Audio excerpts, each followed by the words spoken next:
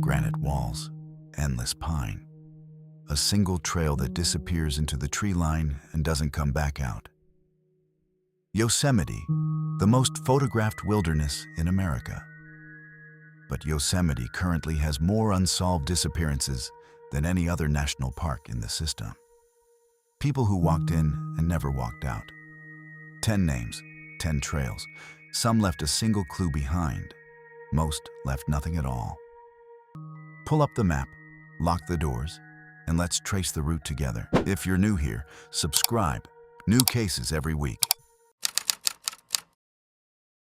July 1981, Yosemite's high country. There is a place in Yosemite that most visitors never reach. You can't drive there. You can't day trip there easily. To reach the Sunrise High Sierra Camp, you hike or you ride. The camp sits at roughly 9,400 feet above sea level, deep in the backcountry, far past the point where the valley's noise and crowds dissolve into nothing but wind moving across open granite. It is the last camp on the 50-mile High Sierra Camp Loop, a string of wilderness tent cabin stations that trace the park's most remote terrain. The camps are spaced roughly 7 to 10 miles apart, connected by maintained trail, and each one serves as a way station for visitors moving through the high country on multi-day loops that take them far beyond anything a casual visitor would experience. By the time you reach Sunrise Camp, you are deep inside a version of Yosemite that most people only see in photographs. The air up there is thinner. The light is sharper, cleaner, with that specific high-altitude clarity that makes distances feel compressed and colors feel oversaturated. And the spaces between landmarks feel deceptive in a way they simply don't down in the valley. A mile looks like a short walk. It usually is. That's part of what makes what happened here so difficult to accept, because the geography alone should have made this disappearance impossible. From Sunrise Camp, the nearest landmark is Sunrise Lakes, about a mile and a half down a gradual slope through scattered pine and low granite shelf. The trail is clear enough in daylight. The distance is short enough for a confident teenager. There is no maze of intersecting routes up here, no sudden cliff edge that drops without warning, no place where the terrain folds in ways that would genuinely disorient someone who'd been moving through the backcountry for days. Just a long, open slope, a band of tree line, and a lake beyond it, sitting quietly in a granite basin. Simple terrain, a manageable afternoon errand, which is exactly why this case has kept investigators and researchers returning to it for more than 4 decades. Because the geography makes the disappearance not easier to explain, but harder. Stacy Ann Aris was 14 years old.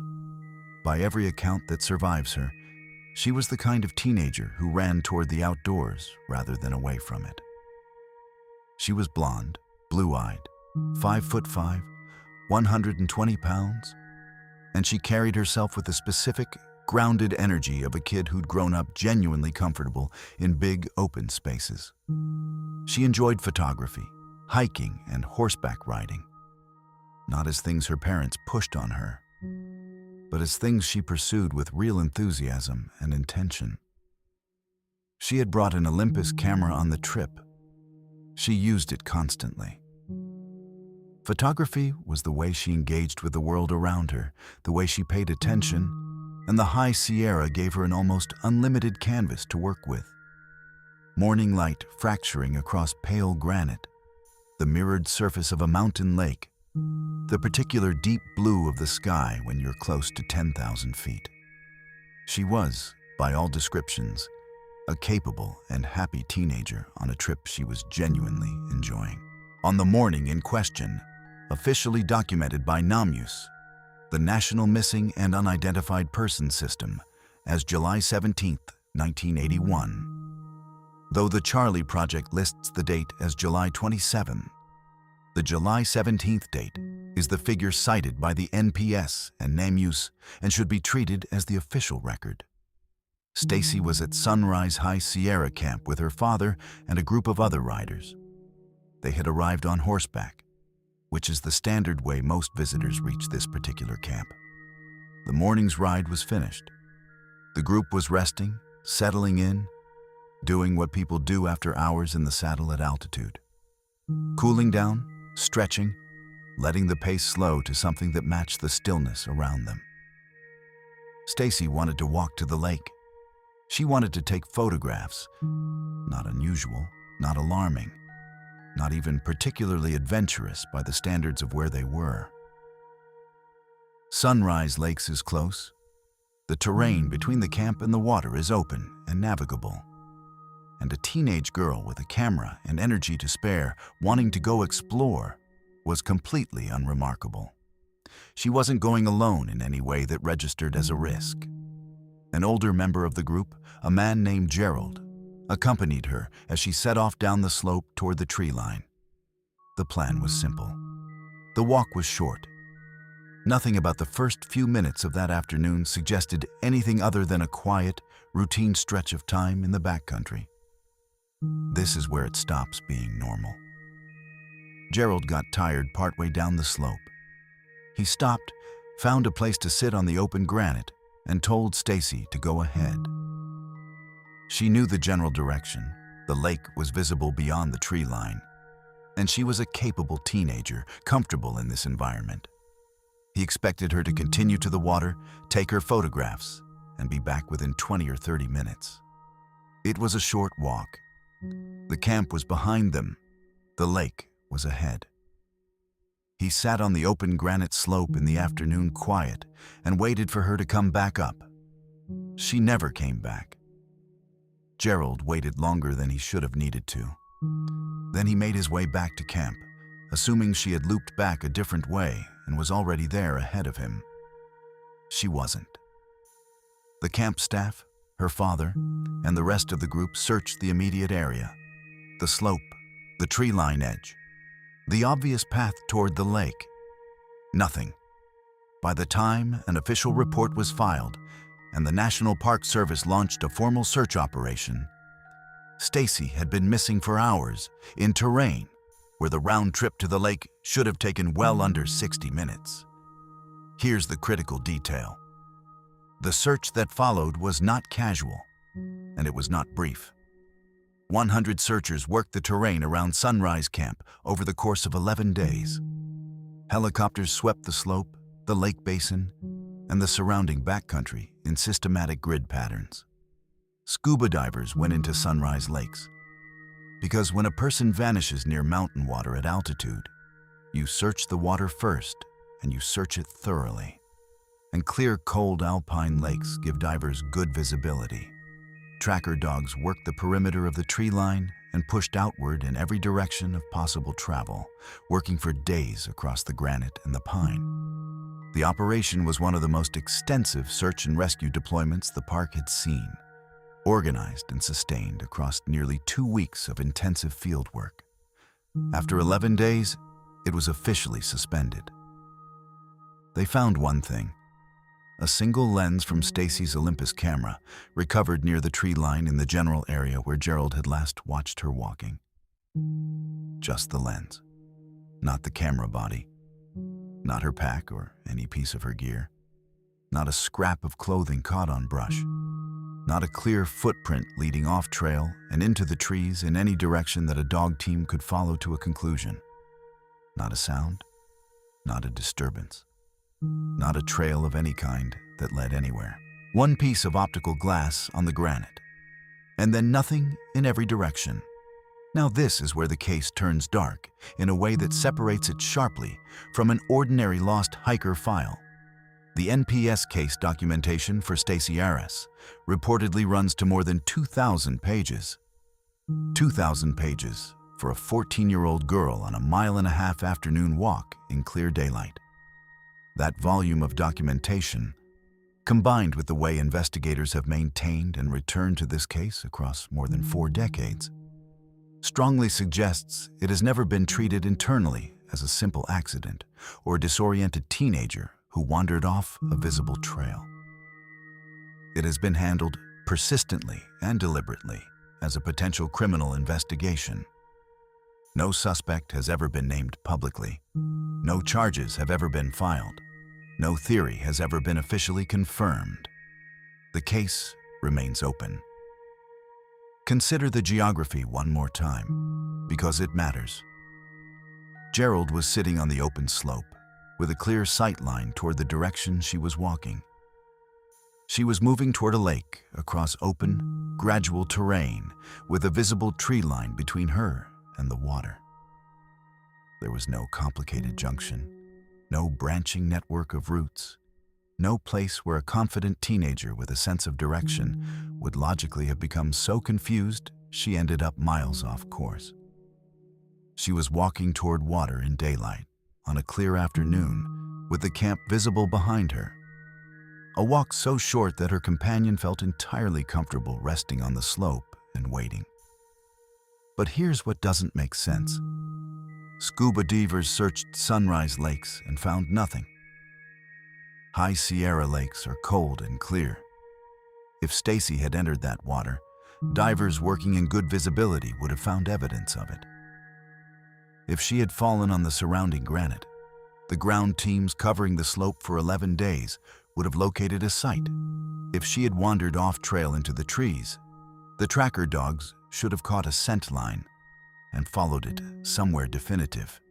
Each conventional explanation collapses against the physical silence of the search. Which is why 2,000 pages of documentation exist, and why the case has never been formally closed, and why it continues to generate serious attention from researchers and investigators who specialize in long-term missing persons cases. There is a quiet and persistent undercurrent in the long history of this case, though it has never been stated officially, that Stacy did not vanish as the result of an accident. That the geometry of the slope, the companion who stopped short, the total absence of physical trace in every direction, and the sheer volume of the investigative record might together mean something beyond a hiking tragedy. This is unconfirmed. It is officially unknown.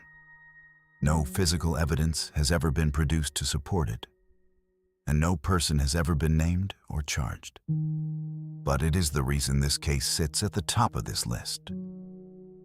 Not just because a 14-year-old girl vanished on a short afternoon walk, but because every conventional explanation for where she went has been systematically eliminated by the search itself. And the only thing left behind was a single piece of optical glass resting on a sunlit slope.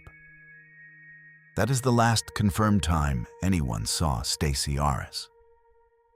Walking down toward the tree line, Olympus camera in hand, 14 years old, on an afternoon in the High Sierra that should have lasted an hour and instead has lasted more than 40 years. The case is still open. The next one is worse because this time, the man who disappeared knew these mountains by heart. Michael Allen Feisery was not the kind of man who got lost. That distinction matters here because a significant portion of Yosemite's missing persons record involves people who were underprepared, inexperienced, or simply underestimating the terrain they were walking into. Visitors who arrived with inadequate gear, insufficient water, no map, and a confidence built on the assumption that a national park, a place with paved roads and gift shops and ranger stations, couldn't be genuinely dangerous if you just stayed on the obvious path. Feisery was not that person. He was, by every account that survives him, the opposite of that person. And that is precisely what makes his disappearance so difficult to absorb. He was 51 years old in June of 2005. White male, 5 feet 10, 165 pounds, with gray hair that fell to his shoulders and a full gray beard and wire-frame eyeglasses that gave him the look of a man who spent serious time thinking about things. People who knew him described him as highly intelligent, with a specific kind of memory that retains topographic detail, trail systems, and route information the way other people retain song lyrics. Almost involuntarily, almost permanently. He had made this kind of trip before. He knew how backcountry movement worked in the Sierra, how the terrain changed at altitude, how to read a topo map against the actual landscape beneath his boots. He was not someone who wandered blindly into difficult ground. He understood the difference between a planned route and a deviation from it, and he understood what those deviations cost in terms of time, energy, and exposure.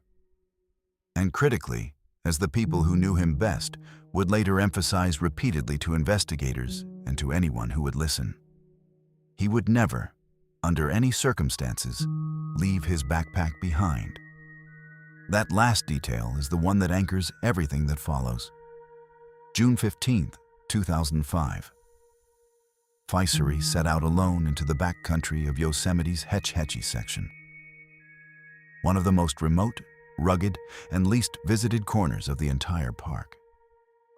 Hetch Hetchy sits at roughly 3,783 feet elevation at the reservoir floor, significantly lower than the park's high country camps. But the terrain surrounding it rises sharply in every direction into steep, fractured granite that becomes genuinely technical in places where trails end and wilderness begins.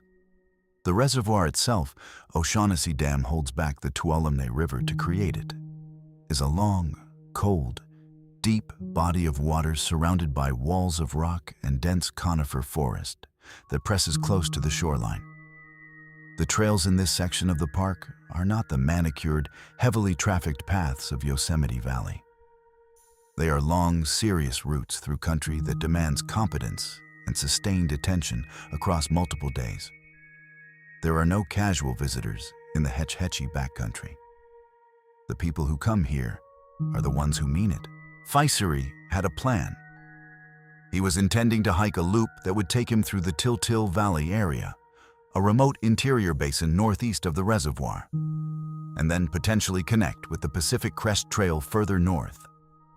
His wilderness permit gave him a framework, a dated authorization that told the Park Service where he intended to be and when he intended to be out. That permit was set to expire June 19, 2005. 4 days in, enough time for a capable backcountry traveler to complete a serious loop through demanding terrain, camp out under the high Sierra sky, and emerge from the wilderness clean and tired and satisfied in the way that only a multi-day solo trip produces. The route was challenging but within his capabilities. The timeline was tight but workable. Everything about the plan reflected the judgment of a man who had done this before and knew exactly what he was signing up for. The first several days passed without incident, at least as far as the outside world knew. Faisari was in the backcountry on permit, doing what he'd planned to do. There was no alarm, no check-in missed, no signal that anything had deviated from the expected pattern. His family and friends knew his schedule. They knew the permit date. And when June 19th came and Faisari did not emerge, they gave it a beat. Perhaps he'd extended slightly. Perhaps he was moving slower than planned. Perhaps the route had taken him to a camp he'd decided to linger at for an extra morning. These are the ordinary, reasonable calculations that people make when someone they trust is in the backcountry and slightly overdue. One extra day in the wilderness for a man of his experience and capability was not on its own a cause for serious alarm. This is where it stops being normal. By June 25th, when Faisari still had not returned, and there had been no contact of any kind, his family called the National Park Service, and a formal search was launched. What followed was, by any measure, one of the most intensive and expensive wilderness search operations in the park's modern history. Helicopters began working the terrain systematically, flying grid patterns over the Tiltil Valley drainage and the surrounding high country. Crews scanning the ground below for any disruption in the landscape, any color or shape that didn't belong to the granite and the pine. Dog teams from at least 5 counties were brought in, working scent lines out from the trailheads and pushing into the backcountry in expanding arcs. Search and rescue crews on the ground moved through the Tiltil Valley area methodically, looking for sign, a boot print in soft earth near a water source, a disturbed camp, a piece of gear snagged on brush, any physical trace of a man who had been moving through this landscape 4 or 6 days earlier. Here's the critical detail. They found his backpack. It was located near Till Mountain, just off the trail, in terrain that investigators described as extremely rugged and hazardous. The location was significant for 2 reasons. First, it was off Fisery's stated route, not along the planned loop he had permitted, but at a deviation from it, in country that was harder and more technical than his original itinerary suggested. He had changed direction at some point during the trip, moved away from his planned path, and pushed into ground that was not part of his permit. Why he made that change is officially unknown. Second, and far more important, the pack was not complete. A bottle of water was missing from it. A camera was missing. A topographic map was missing. The items that a person pulls out and carries on their body when they make a short, deliberate excursion away from their main camp. The things you take when you leave the pack briefly because you're going somewhere specific and you expect to be back. Those items were gone. Everything else was there, sitting in the brush near the mountain, waiting. But here's what doesn't make sense. His friends were explicit and consistent on this point when they spoke to investigators and to the press. Michael Fisery did not leave his pack. That was not how he operated in the backcountry. The pack was his base, his anchor, his operational center when he was in the wilderness. The thing that contained everything needed to survive and navigate and function over multiple days. People who had known him for years, who had hiked with him or understood his approach to wilderness travel, said with unambiguous certainty that finding that pack sitting off trail without him attached to it was not a sign of normal behavior. It was a sign that something had gone wrong. That detail, the abandoned pack, hit the people who loved him with a specific, sickening weight that the simple fact of an overdue permit had not quite produced. The search continued for weeks. The financial cost grew to approximately $500,000, a figure that was, at the time, reported as the most expensive search ever undertaken in Yosemite's history. Aerial thermal imaging was deployed to try to detect any heat signature in the terrain below the flight paths. Ground teams pushed into areas that search and rescue crews rarely had reason to access, places where the granite fractures into deep, narrow channels and the tree cover closes in, and the terrain becomes three-dimensional in a way that makes systematic searching genuinely difficult. Because the ground is not flat, and a person who has fallen into a crack or a gully can be invisible from 10 feet away. The Till Valley drainage and the country around Till Mountain are not terrain that yields its secrets easily. Gully systems cut through the landscape in ways that don't fully resolve on a topographic map until you're standing in them. Rock shelving drops away without warning. The forest presses in close enough in places to reduce visibility to yards. All of the search effort, the helicopters, the dogs, the ground teams, the aerial imaging, the $500,000 operational budget, produced nothing beyond what had already been found. The pack was the beginning and the end of the physical evidence. Now consider the full picture of what investigators were working with. An experienced, highly capable backcountry traveler deviates from his permitted route, moves into extremely rugged terrain that was not part of his stated plan, leaves his pack in a location that everyone who knew him insists he would not have abandoned voluntarily, takes only a water bottle, a camera, and a topo map, the precise kit for a short exploratory excursion, and then simply does not come back. No sound reported. No distress signal. No trace of travel beyond the pack's location. The most plausible conventional explanation, that Fisery moved off his route to photograph or explore something that caught his attention, stepped onto unstable ground, and fell into terrain so enclosed and remote that the search never physically reached him, fits most of the evidence. But it doesn't explain the pack in the way his friends explain the pack. Because if Faisari intended a short excursion and planned to return, he was experienced enough to manage it. His track record made that clear. On a previous backcountry trip, he had broken his ankle in the wilderness, a serious, debilitating injury at altitude, miles from help, and he had not sat down and waited to be found. He had crawled to safety. This was a man whose default response to a bad situation was to solve it, to use his knowledge and his physical capacity and his considerable intelligence to find the way out. The idea that he simply walked away from his pack, made a short exploratory move in difficult terrain, and then became irretrievably lost or injured in country he had deliberately chosen to enter. It is possible. The wilderness is not impressed by intelligence or experience, but the people who knew him best have never fully made peace with that explanation, and the case has never been closed in a way that gives them reason to. Michael Faisari has never been found. No remains, no gear beyond the recovered pack, no physical trace in any direction from the location where the backpack was waiting. The case remains open. His family has continued to pursue it over the years, and the image of that pack sitting off-trail in rugged country near Till Mountain, the pack he would never have left behind, has remained the central, unresolved contradiction in a case that refuses to close cleanly around any single theory. And that's the last confirmed time anyone saw Michael Faisari.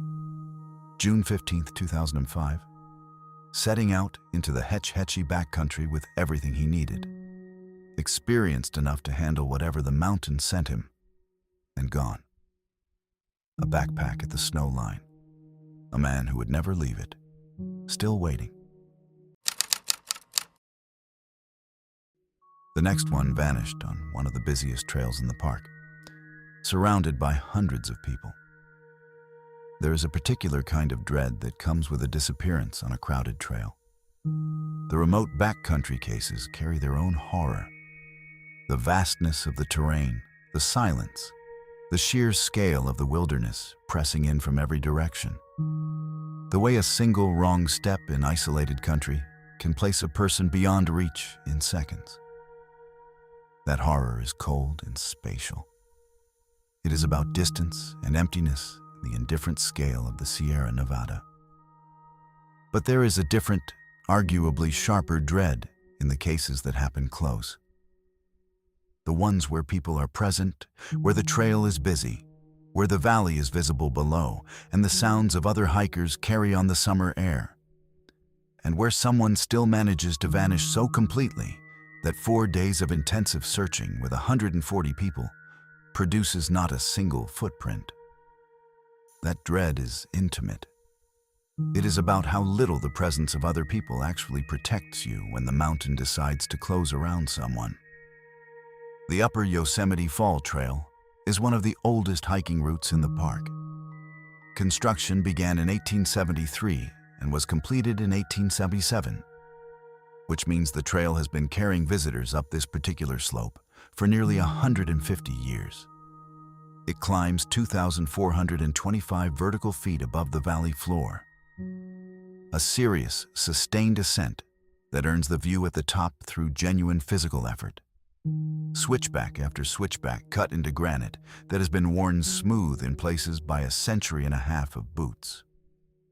The reward is one of the most dramatic overlooks in North America. Yosemite falls from above, the valley spread out below in its full geological theater.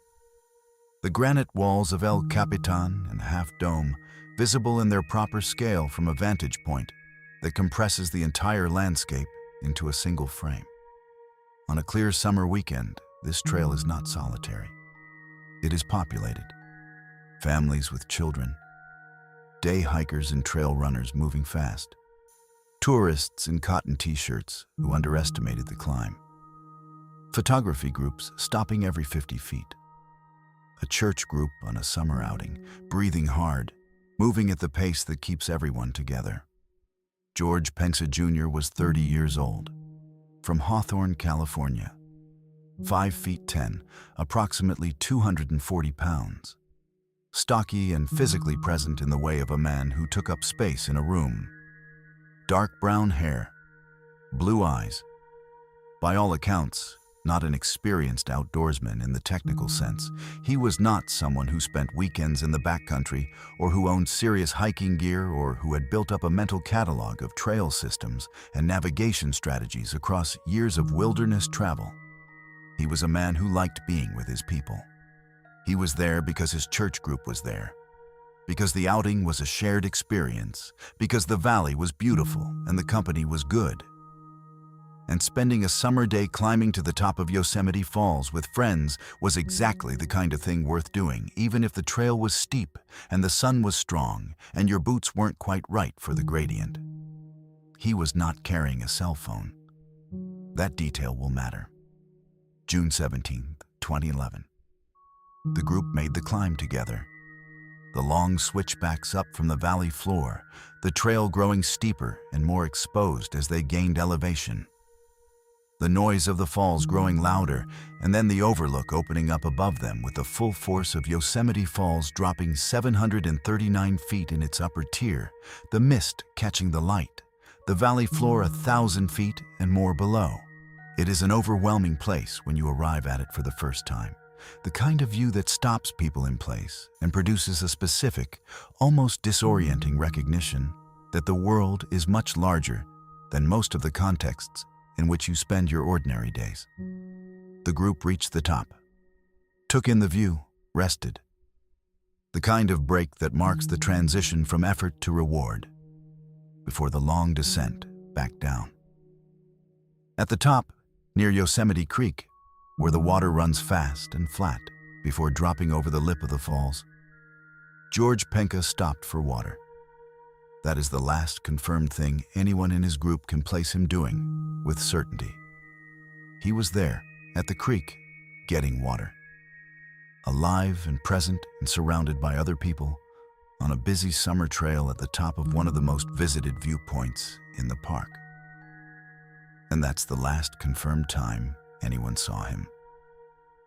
The group began the descent in the loose, self-directed way that group hikes often resolve.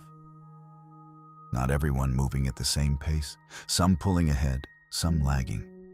The assumption that everyone knows the way down because the way down is the way they came up.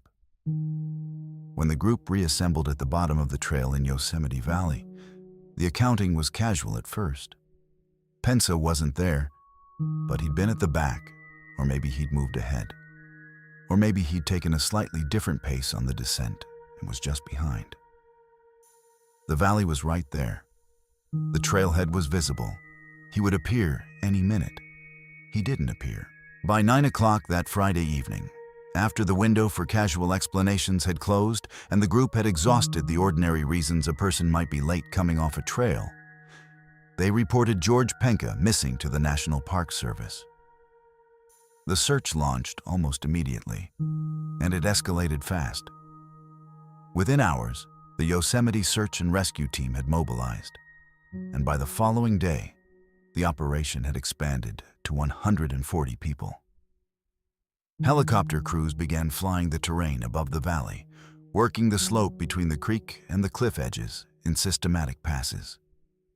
Ground teams pushed onto and off the trail in every direction, looking for any sign of a man moving in the wrong direction from the summit. Tracker dogs equipped with GPS units worked the off-trail terrain, pushing through brush and over granite in the expanding search radius that standard search and rescue protocol dictates when a subject fails to emerge from a known location. Here's the critical detail. After 4 days of searching with 140 people, including aerial assets and GPS-tracked dog teams, investigators had found not a single footprint. Not one physical trace of George Penka moving in any direction from the point where he was last placed by his group. On a trail that thousands of people had walked within the same week, in terrain that had been covered systematically by one of the most intensive short-duration search operations the park's search and rescue team had conducted, the ground produced nothing. No scuff mark in soft earth near the creek, no piece of clothing snagged on granite, no boot imprint impression in the mud at the water's edge. No disturbed ground anywhere in the search radius that could be attributed to a man of his size moving through the landscape. On June 23rd, 6 days after Pensa vanished, the active phase of the search was officially transitioned to a continuous, limited operation. The status that means the intensive fieldwork has been scaled back because the return on effort has dropped to near zero, and the case moves into the longer, quieter phase of investigation where tips are followed, records are monitored, and the possibility of a chance discovery is kept formally open. His bank account has not been used since he disappeared. His family has continued to push for answers. Now this is where the case turns dark in the way that separates it from a straightforward accident narrative. The profile of a person who gets into serious trouble on the Upper Yosemite Fall Trail and ends up unreachable tends to follow a recognizable pattern. Someone who moves off the main trail, deliberately or accidentally, in the area near the creek or near the cliff edges above the valley. Someone who steps into terrain that drops away fast and doesn't come back.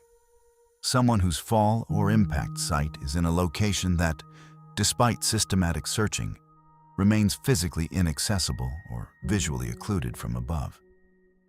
These things happen. The cliff edges near the top of the falls are genuine hazards, and the consequences of going over them are swift and final. It is a plausible shape for what happened to George Penka. But here's what doesn't make sense.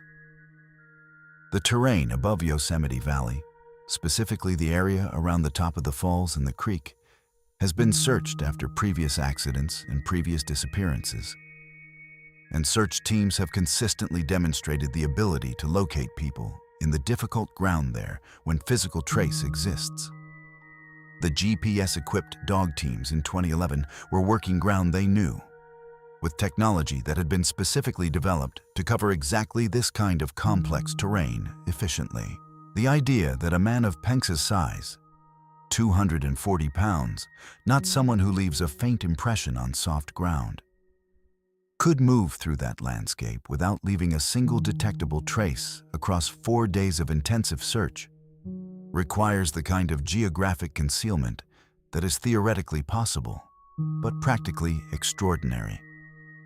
His inexperience with the trail also cuts in 2 directions. It is easy to imagine an inexperienced hiker taking a wrong turn at the summit, moving off the main route in a direction that looks like a shortcut or a continuation of the path, and ending up in terrain that escalates into genuine danger before the error becomes apparent. The upper trail system in that area has points where the route is less obvious, where the granite opens into variations that can mislead someone who isn't watching carefully. That is plausible, but it is also the case that an inexperienced hiker who suddenly realizes they are in serious trouble on a popular trail tends to make noise about it, to call out, to turn back, to find their way to a point where other hikers can help. Pensa was 30 years old, physically strong, and in a place where other people were present. The silence, the total, absolute silence of the search, doesn't resolve easily against the image of a man in trouble close to a busy trail. He did not have a cell phone.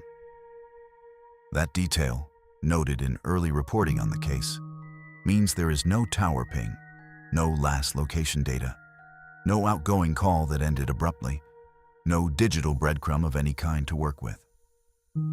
His last data point is a visual one. A man at a creek at the top of a waterfall, getting water on a sunny Friday in June. George Pensa Jr. has never been found. His case remains open.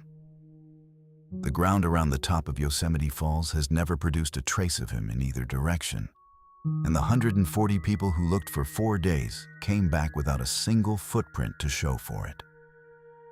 Not even a footprint. If you're finding these cases as unsettling as I am, hit subscribe. There's a lot more where this came from.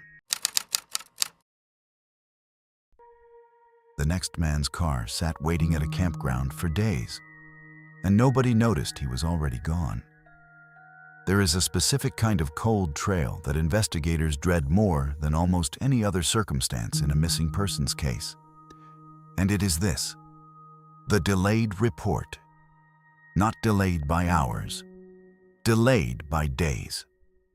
The kind of gap where the ordinary mechanisms that should detect a person's absence, a missed call, a worried friend, a campsite manager doing rounds, all fail to trigger in sequence. And the clock runs and runs and runs while the trail gets colder and the weather moves through and the ground hardens or softens or is walked over by people who have no idea they are obliterating evidence. By the time anyone realizes a specific human being has not been seen, the window for the kind of intensive, immediate search that produces results has already narrowed to almost nothing. The first hours of a wilderness search are the most productive. The first day is worth more than the following week. When that first day is already gone before a report is filed, the search team is operating at a fundamental disadvantage that no amount of resources or expertise can fully compensate for. Peter Fancher Jackson disappeared at White Wolf in September of 2016, and by the time the National Park Service knew he was gone, the cold trail had already stretched across more than a week. White Wolf Campground sits off Tioga Road in Yosemite's high country, at an elevation of roughly 8,000 feet, in a section of the park that draws visitors who want solitude and access to less traveled terrain without committing to full backcountry permits and remote trailheads. It is a genuine wilderness staging point, close enough to the road to be accessible, far enough from the valley that the crowd thins dramatically and the forest closes in, and the specific, quieter version of Yosemite that serious visitors seek becomes available. The campground itself is modest. A collection of sites scattered through lodgepole pine, a small lodge, the kind of low-infrastructure setup that suits the people who choose it. The trails out of White Wolf push into terrain that rewards the moderately experienced hiker. Routes toward Aspen Valley, Smith Peak, and the Ackerson Meadow area are the primary options, ranging from manageable day hikes to more demanding multi-mile excursions across varied high-country terrain. Peter Jackson was 74 years old, born June 14, 1942. White male, 5 feet 10, 155 pounds, with blue eyes and gray hair and a full gray beard. He was, by every account, in excellent physical condition for his age. The kind of 74-year-old who earns that description not as a polite qualification, but as a genuine, observed fact. He did moderate to strenuous hikes regularly. He was comfortable in Yosemite's high country. Solo trips were part of his routine, not an exception to it. He was a man who had been moving through wild places long enough that the logistics of a solo camping trip, permit gear, campsite selection, day hike planning, were second nature rather than an adventure. He was experienced. He was fit. He was at a campground he had likely chosen deliberately, with trails he had likely researched, on a trip that was entirely consistent with the kind of outdoor life he had built for himself. On September 17, 2016, Peter Jackson sent a text message to his son. The content of that message is not publicly known in detail, but its existence establishes September 17 as the last confirmed date of contact between Jackson and anyone in the outside world. He was at or near White Wolf when he sent it. He was alive and communicating normally. His campsite fees had been paid through September 21, which means his planned stay extended at least 4 days beyond that last text. He had gear at his site. He had his vehicle, his car, parked at site number 58, the ordinary anchor of a camping trip, the thing you come back to at the end of the day because it holds your dry clothes and your road food and your way home. And then the silence started. Here's the critical detail about how campground disappearances work. and why the delay in reporting is almost structural rather than negligent. A solo camper who is actively day hiking is supposed to be absent from their site during the day. That is the entire point. The site is base camp. The person is out on the trail, the gear is there, the car is there, but the human being is, by design, somewhere else on the landscape for 6 or 8 or 10 hours at a stretch. A campground host or ranger passing by Site 58 and noting an empty tent and a parked car would not see anything unusual. They would see a camper who is out hiking. The absence of the person is not an alarm signal. It is the expected condition of a day-use campsite during daylight hours. The fee payment window running through September 21 meant that Jackson's continued occupancy of the site was legitimate and expected. Nobody had a specific operational reason to wonder where he was until that window expired. September 21 came and went. The fees lapsed. At some point in the days that followed, the campground noted that Site 58 showed gear and a vehicle, but no occupant who had checked out or indicated an extension. The alarm, when it finally registered, was quiet and administrative rather than urgent and visceral. More of a question than a crisis, at least initially.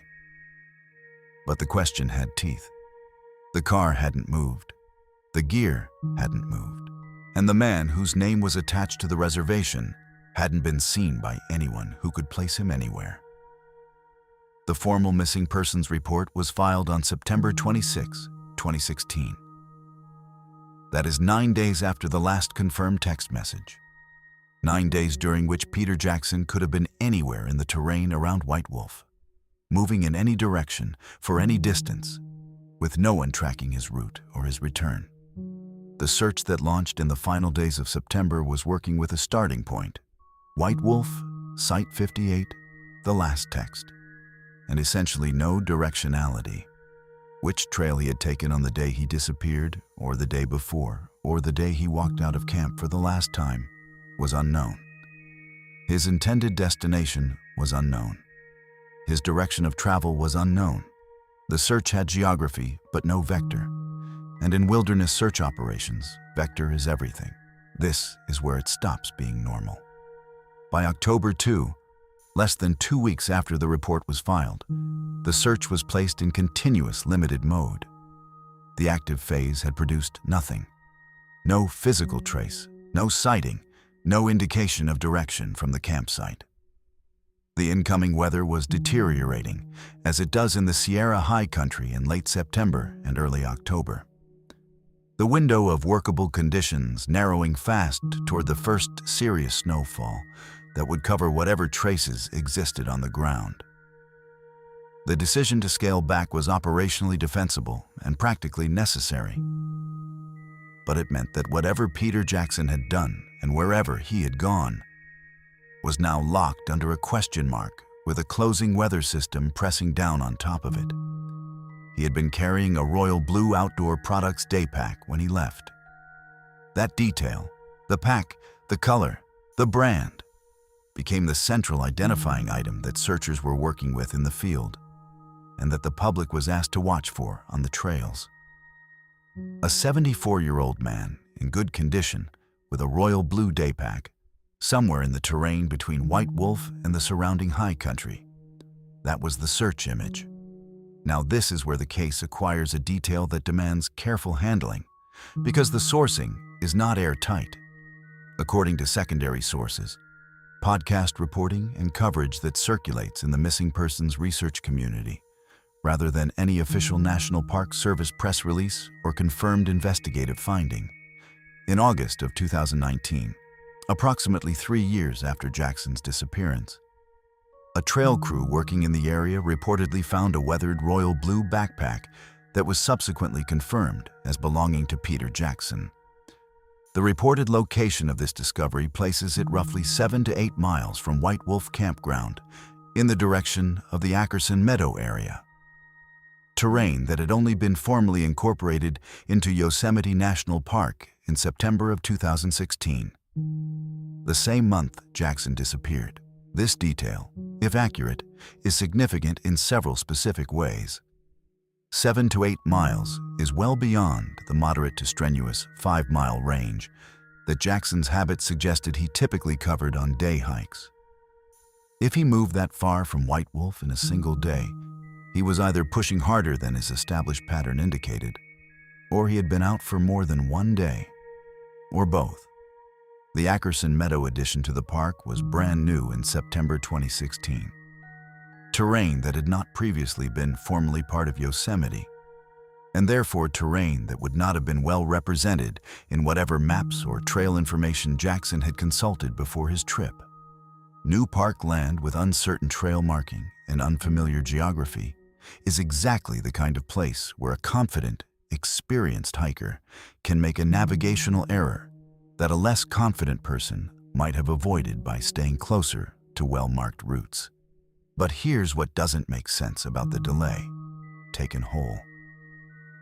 A trail crew in 2019 found a weathered royal blue daypack in terrain roughly 7 to 8 miles from the campsite.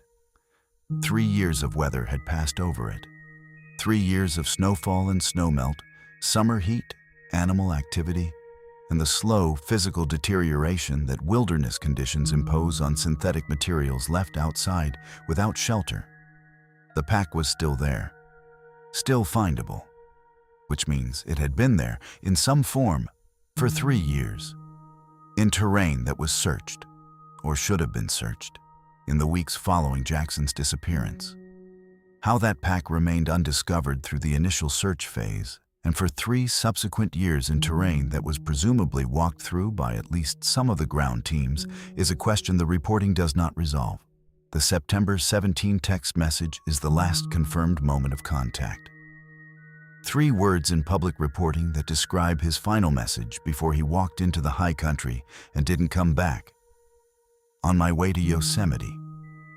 Whether that was the content of the September 17 text to his son, or an earlier message, or a detail from a different source in the case file. The phrase sits in the record as the last ordinary thing a man said before the silence took over. Peter Jackson has never been found. The reported pack discovery in 2019 has not been officially confirmed by the National Park Service in a published statement as of the available public record, and must be treated accordingly. As reported, unverified, a detail that fits the broader shape of the case without having been formally established as fact. His case remains open.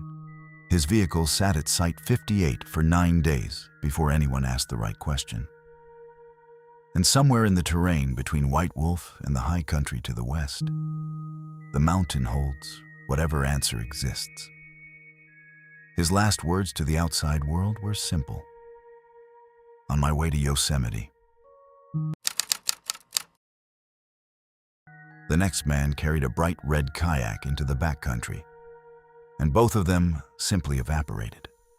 There is something specific about the Hetch-Hetchy section of Yosemite that deserves its own moment of attention before we get into this case, because it appears twice in this list, and that repetition is not coincidental.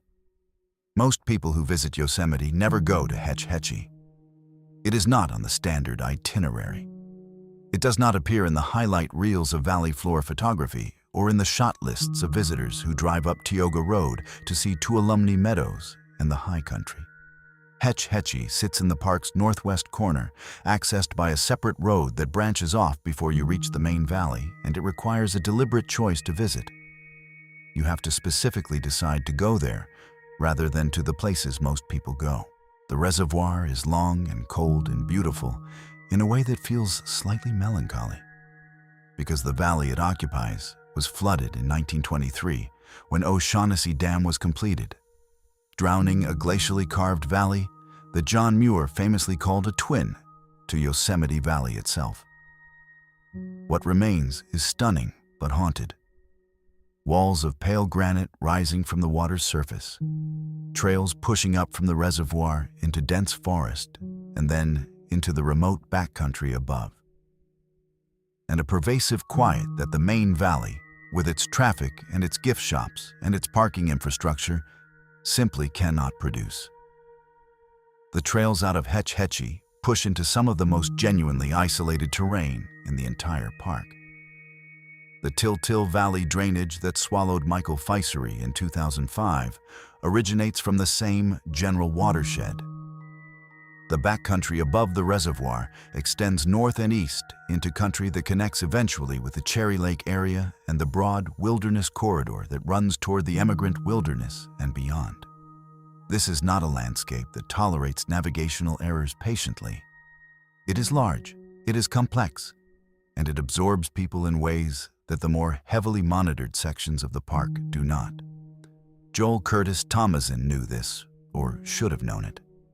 He was 31 years old, from Denair, California, a small Central Valley town east of Turlock. White male, 5 feet 10, with buzzed brown hair and the specific, squared-off build of a young man who had spent time in serious physical training.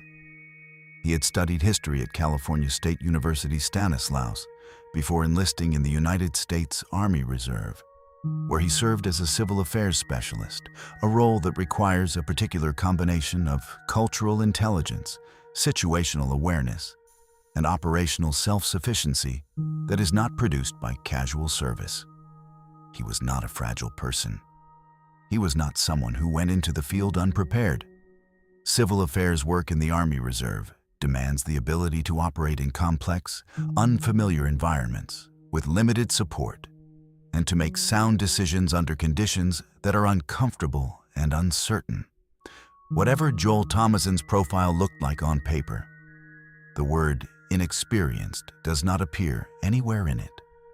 He planned a solo backpacking trip from Hetch Hetchy to Lake Eleanor, a round-trip route of approximately 18 miles, with the lake sitting in remote terrain to the northwest of the reservoir, accessible via trail from the Hetch Hetchy trailhead, but requiring a full day of hiking through serious backcountry to reach.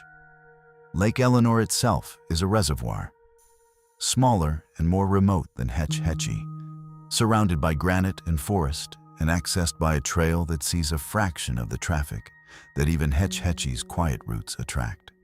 It is genuine wilderness by any reasonable definition of the term. The plan was a fishing trip. Thomason intended to fish at the lake, camp, and return. He left on Monday, September 6, 2021, with a scheduled return on Thursday, September 9.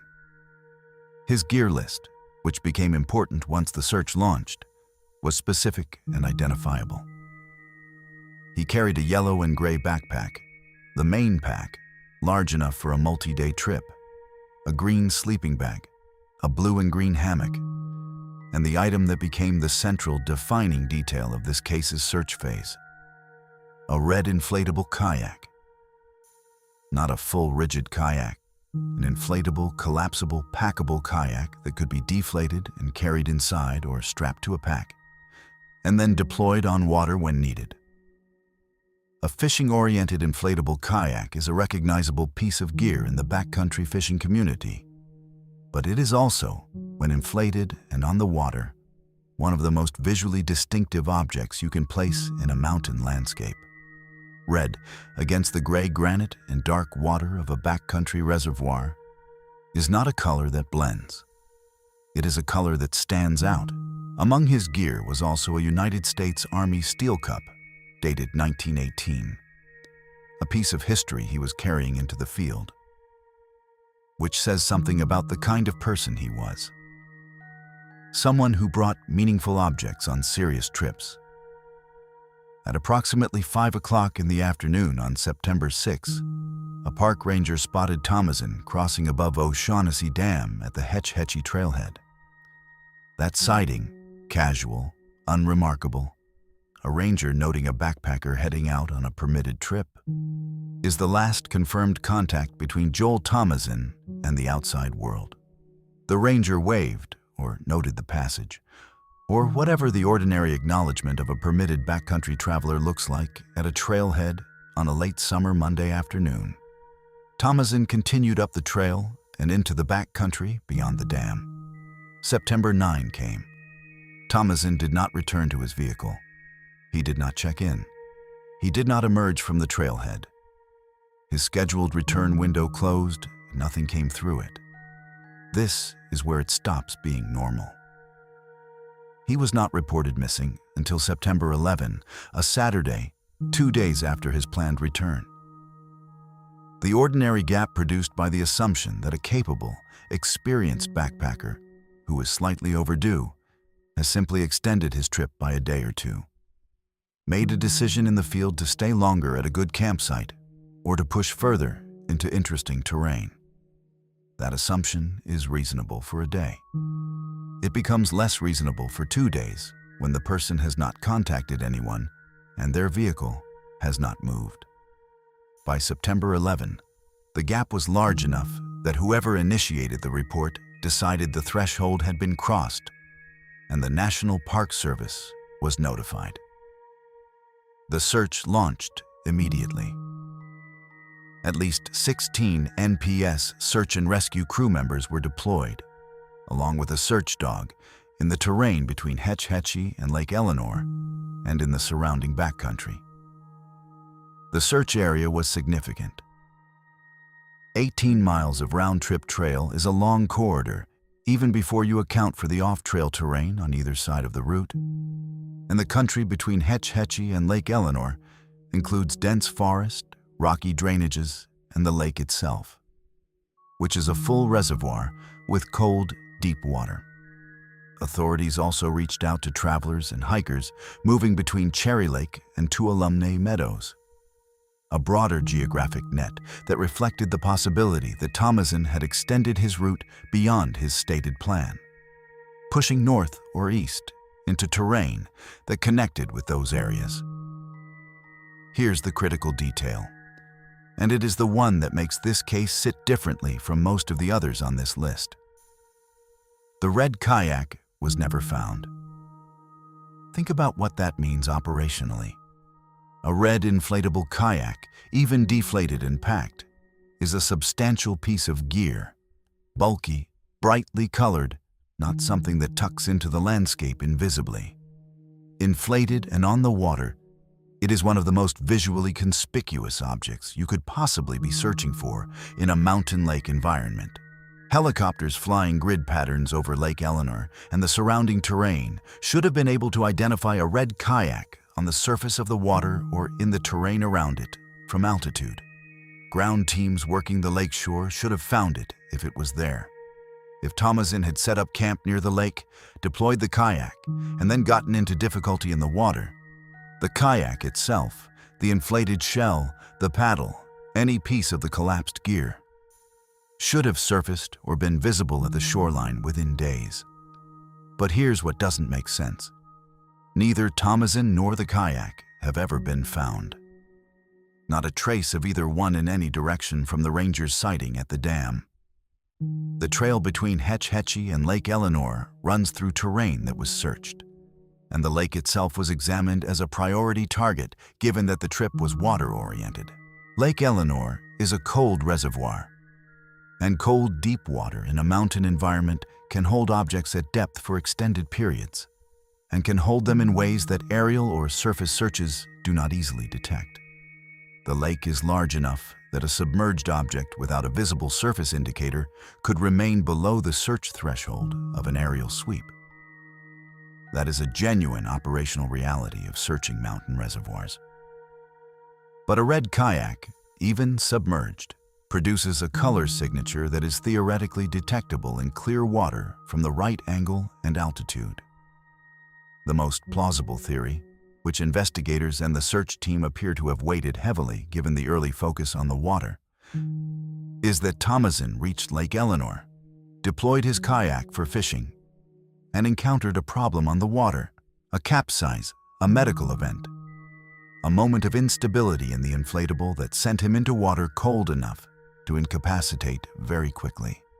Cold water immersion at altitude, even in summer, produces physiological responses in even a fit and experienced swimmer that can be overwhelming within minutes.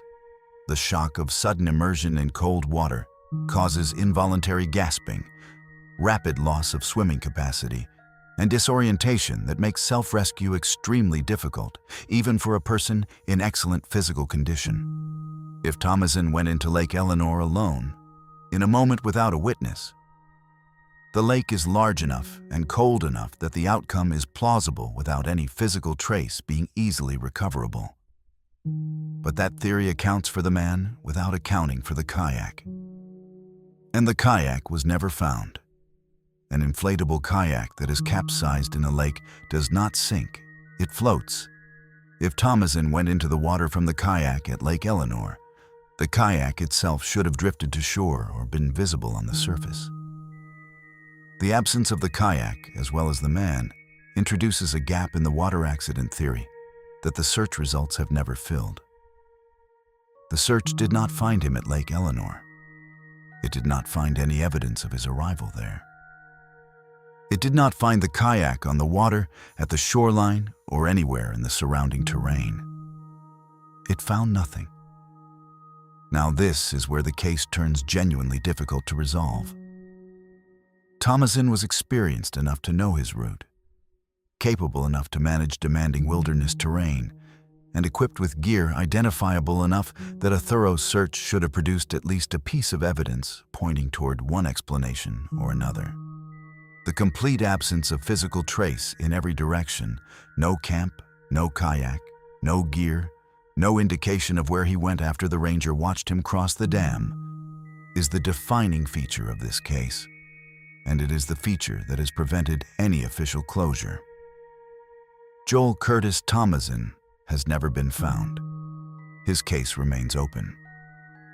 Somewhere between O'Shaughnessy Dam and the backcountry to the northwest, the terrain absorbed a 31-year-old Army Reserve specialist with a red kayak and a fishing plan and gave nothing back. A ranger's wave at the dam, open water ahead, then nothing. Hit subscribe if you want to go deeper on cases like this. New ones every week. The next case shows you exactly how fast Yosemite's water moves. In seconds, in front of friends. Everything up to this point has been about absence. The trail that ends, the pack that waits, the campsite that holds gear without a person, the water that takes something and gives nothing back. The cases we have covered share a specific quality of negative space. A human being who was present and then was not, and left behind a silence so complete that years of searching and investigation have failed to fill it. That is one shape of loss in this landscape. It is the shape that produces cold case files and open investigations and families who have been waiting for decades for an answer that has not come. But Yosemite also produces a different kind of tragedy. One that is not mysterious in the investigative sense. No open case file, no contested theory, no impossible gap between last sighting and discovery. One that is resolved, in the most brutal meaning of that word, within days. One where the person is found, and finding them does not provide comfort, but only confirms what the landscape announced the moment it happened. This kind of case belongs in this documentary for a specific reason, because it illustrates, with terrible clarity, the mechanism that likely explains several of the cases that remain open. The water, the speed of it, the way it converts a moment of ordinary contact into a permanent absence before anyone has time to process what they are watching. If you want to understand why some of the people on this list were never found, watch this case carefully. It is the clearest demonstration this landscape has ever produced of exactly how that happens. Hayden Klemenach was 24 years old. He had grown up in Petaluma, a small city in Sonoma County north of San Francisco. In the specific Northern California outdoor culture that produces young adults who are comfortable in wild places from childhood. People for whom hiking, camping, and moving through the backcountry is woven into the fabric of how they spend their free time rather than something they do occasionally when the mood strikes. He had graduated from San Diego State University with a business degree. He was working as a financial analyst, the kind of early career position that demands sustained focus and long hours and makes the annual escape into the backcountry feel earned and necessary in a way that purely recreational trips sometimes don't. He was, by every available account, a young man in full, capable, educated, physically active, with the specific energy of someone who works hard and plays hard and does not let either one crowd out the other. He was surrounded by 8 college friends who had made this particular Yosemite trip a tradition across 4 consecutive years. That detail matters in a way that goes beyond context. This was not an unfamiliar route or an impulsive adventure. They knew the general shape of the terrain. They knew the physical demands. They had packed appropriate gear and understood the elevation gain, and had done this hike before in good conditions. They were not novices stumbling into a landscape they hadn't researched or prepared for. They were a tight group of 20-something young adults doing a trip they had done before, moving through country that had the comfortable familiarity of a repeated experience. On a warm summer day in one of the most beautiful wilderness areas in the country. 4 years of the same trail, the same group, the same shared ritual of effort and reward in the High Sierra. That familiarity was, in its own quiet way, part of what made July 2, 2023 possible. You do not guard as carefully against a landscape you have walked before. July 2, 2023. The hike was the Chilnualna Falls Trail, in the southern section of Yosemite near Wawona, roughly 12 miles south of Yosemite Valley, in terrain that feels less dramatic than the valley's vertical granite theater, but no less serious in its physical demands. The trail climbs approximately 2,200 vertical feet over 4 miles, following Chilnualna Creek as it drops in a series of waterfalls and cascades through a rocky granite canyon. The falls themselves are not a single dramatic drop, but a succession of tiers. Water moving fast through polished granite channels, pooling briefly, then accelerating again over the next lip, building momentum and volume across the full descent from the upper falls to the lower canyon. In a normal water year, the creek runs at a level that is fast and cold and commands respect but is visually readable. You can see the current, estimate its speed from the bank, make an informed decision about how close is too close. The hazard is present but legible. The summer of 2023 was not a normal water year. The Sierra Nevada snowpack in the winter of 2022 to 2023 was extraordinary. One of the heaviest on record across the entire range, with accumulations that exceeded all modern measurement benchmarks at multiple monitoring stations. The storms had come in sequence through January, February, and March, stacking snow at elevations that hadn't seen that kind of accumulation in decades. By July 2, that snowpack was still releasing. The melt was running at rates that pushed creek systems across the Sierra to their maximum operational capacity and beyond. Rivers and streams that were crossable in midsummer most years were running at levels that resource managers were publicly warning about, with official guidance urging visitors to stay away from creek edges and waterfall overlooks throughout the park. Chilnualna Creek on July 2, 2023 was not the creek that the group had hiked beside in previous years. It was running swollen, fast, turbulent, and loud in the way of flood stage mountain water. Opaque with suspended sediment, churning white through the granite channels, carrying the full accumulated weight of a record winter in its current. The visual beauty of the falls was undiminished. If anything, the sheer volume made the cascades more spectacular, more photogenic, more compelling to approach. The power was inseparable from the spectacle. And that inseparability is one of the most persistent dangers in this landscape. This is where it stops being normal. At some point during the hike, near the upper section of Chilnualna Falls, Hayden Klemenach approached the edge of the creek. The precise circumstances, exactly where he was standing, what the bank configuration looked like at that specific point, how much clearance existed between solid ground and moving water, are not fully established in the public record. What the reporting indicates is that he got down on all fours near the water's edge, the posture of someone leaning in to drink or to cool off, to put their hands or face close to the moving water in the way that hikers have done at every mountain creek since people first walked these trails. It is a completely ordinary impulse in the heat of a strenuous summer climb. The body wants the cold water. The motion is automatic, familiar, instinctive, as natural as reaching for a glass at a table. The fact that he had done this same hike 3 times before, beside this same creek in conditions that did not punish that instinct, is part of what made the approach feel safe when it was not. The bank gave way, or he lost his grip on the wet granite, or the current reached further than the visual line of the water's surface suggested it would. The details of the exact moment are in the way of these things, compressed into a fraction of a second that no one in the group will ever fully resolve into a clear sequence. One moment he was there, at the edge, on all fours. And then the creek had him. Cold, fast mountain water, moving at flood stage, does not negotiate. It does not give a person a moment to orient or to find purchase on the submerged granite.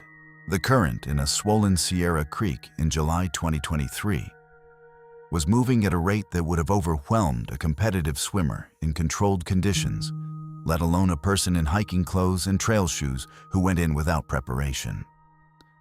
The hydraulics of fast water moving through a granite channel, the way the current accelerates through narrows, the way it pulls downward as well as forward, the way eddies that look like resting places in normal water become hydraulic traps in high flow, are not intuitive until you are inside them. The physics are unforgiving, and they do not announce themselves from the bank. By the time his friends registered what had happened, by the time the instinct to help translated into any possible action, the creek had already moved him. Here's the critical detail. Hayden Clemenock's body was found approximately 300 feet from the point where he was swept in. 300 feet, the length of a football field. An almost inconceivably short distance, given the circumstances, given the speed of the water, given the full week that passed between the moment he disappeared and the moment his body was recovered. 300 feet in a straight line across flat ground takes about 90 seconds to walk. In a swollen granite creek moving at flood stage, 300 feet of water travel can look like a completely different world from the point of entry. The terrain transforms. The canyon walls shift and close in. The visual connection between start and end breaks apart as the creek bends and the gradient changes and the features of the channel reorganize around the topography of the rock below the surface. Now this is where the case turns into something that illuminates the broader landscape of this documentary. The search lasted a week to recover a person who was 300 feet from where he went in. The conditions in and around Chilnawalna Creek on those days were, by every operational account, as dangerous as anything Yosemite's search and rescue teams regularly face. The water was still running at flood stage. The canyon walls in the upper creek section are steep, wet, and offer limited purchase for movement along the bank without technical equipment. Accessing the creek channel from the bank in the area where Clemenock had come to rest required technical rope work in conditions where the standard hazards were compounded by current, spray, instability underfoot, and the specific psychological weight of working a recovery in active whitewater. When the recovery team finally located him on Sunday, the body spotted but not immediately reachable, they could not bring him out that same day. The crew had to return the following morning, rig ropes, and rappel approximately 40 feet down into the pool where he lay, working in direct contact with the moving water below the falls before the recovery could be completed safely. The body was 300 feet away, visible once located. And still, it took 2 days and a 40-foot technical rappel to bring him home. But here's what doesn't make sense if you approach this purely as a geography problem. 300 feet in a week of searching by a professional team with aerial assets, ground crews, and detailed knowledge of the drainage. The answer to that apparent contradiction is in the physics of the creek itself. High water conditions in a technical granite canyon produce hydraulic features, keeper holes, strainers, undercut banks, recirculating eddies that can hold a submerged or partially submerged object in place against the current's obvious direction of travel.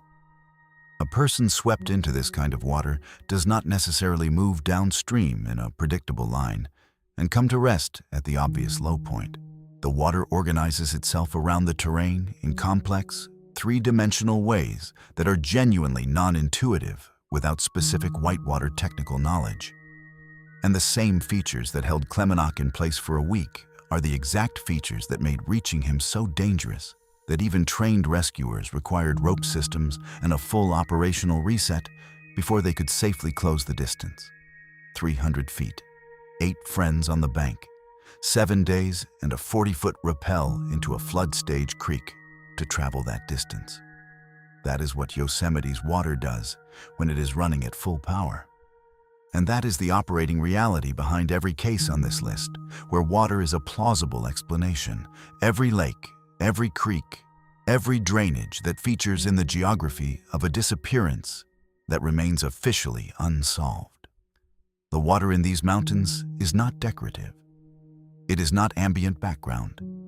It is a specific, active, organized force that operates by physics that do not make exceptions for fitness, experience, youth, or good intentions. Hayden Klemenok was found.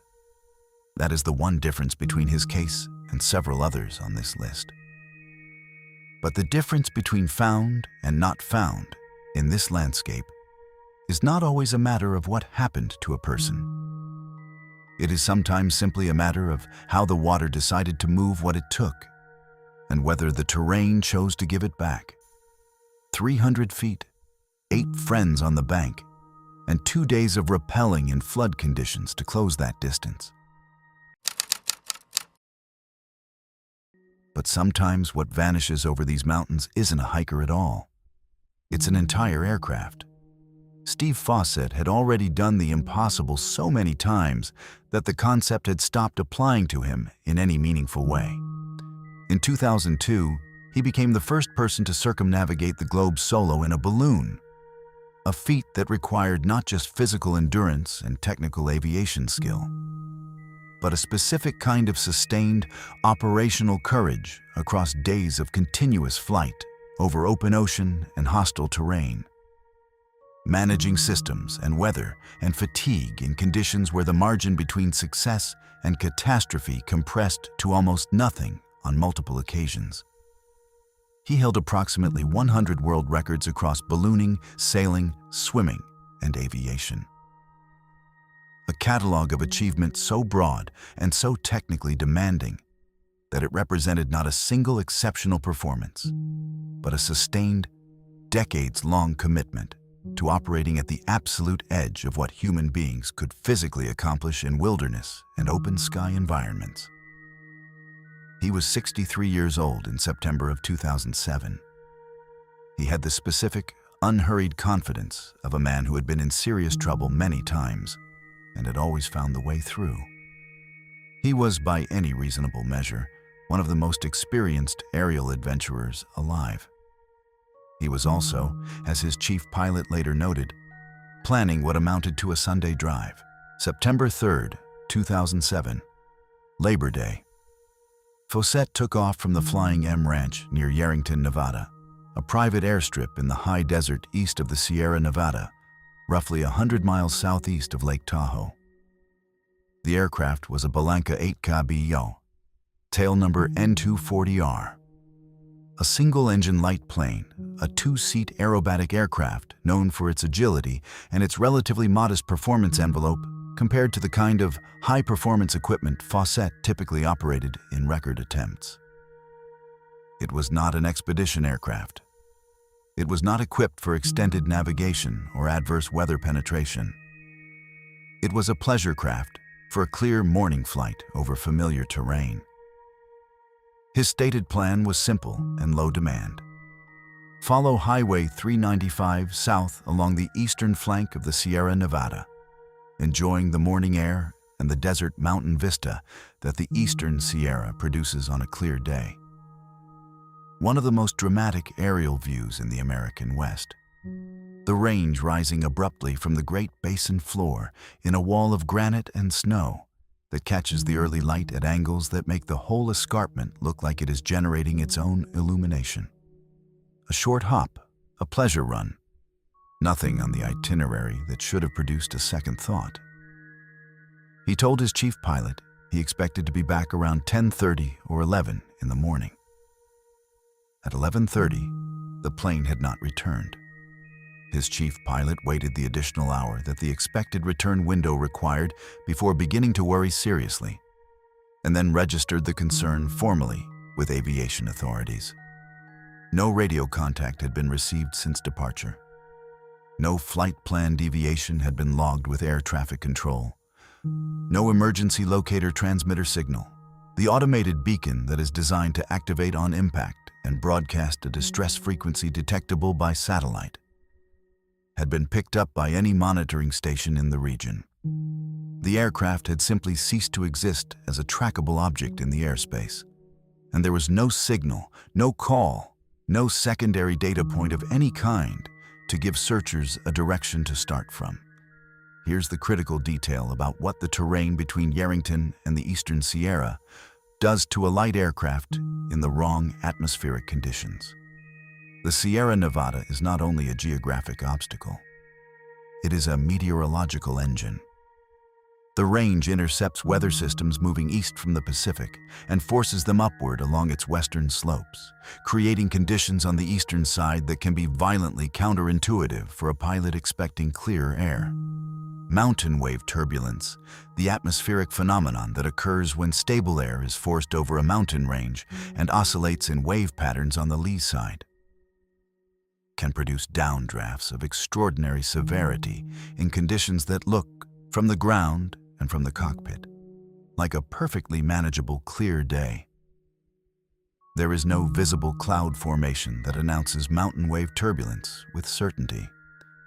No obvious atmospheric signal that a pilot at low altitude can reliably read from inside the cockpit before the aircraft is already inside the event. Meteorologists who later analyzed the conditions over the Sierra Nevada on the morning of September 3, 2007, documented wind speeds recorded at 70 miles per hour in the range and estimated potential downdraft rates of up to 2,000 feet per minute in the mountain wave conditions that were present that morning. A light aircraft encountering a 2,000 foot per minute downdraft in terrain where the valley floor is close and the ridgelines are high has an extremely limited operational window to respond before the arithmetic of altitude and descent rate reaches its conclusion. In a single-engine light plane with the performance characteristics of the Balanca, that window can close in seconds. The search that followed was one of the largest and most technically sophisticated civilian aviation search operations ever conducted in the United States. Over the weeks and months after Faucet's disappearance, search aircraft covered more than 20,000 square miles of terrain across Nevada and California. Infrared imaging technology was deployed to detect heat signatures on the ground that might indicate disturbed earth or wreckage. Satellite imagery was processed at a level of detail that would not have been operationally feasible even a decade earlier.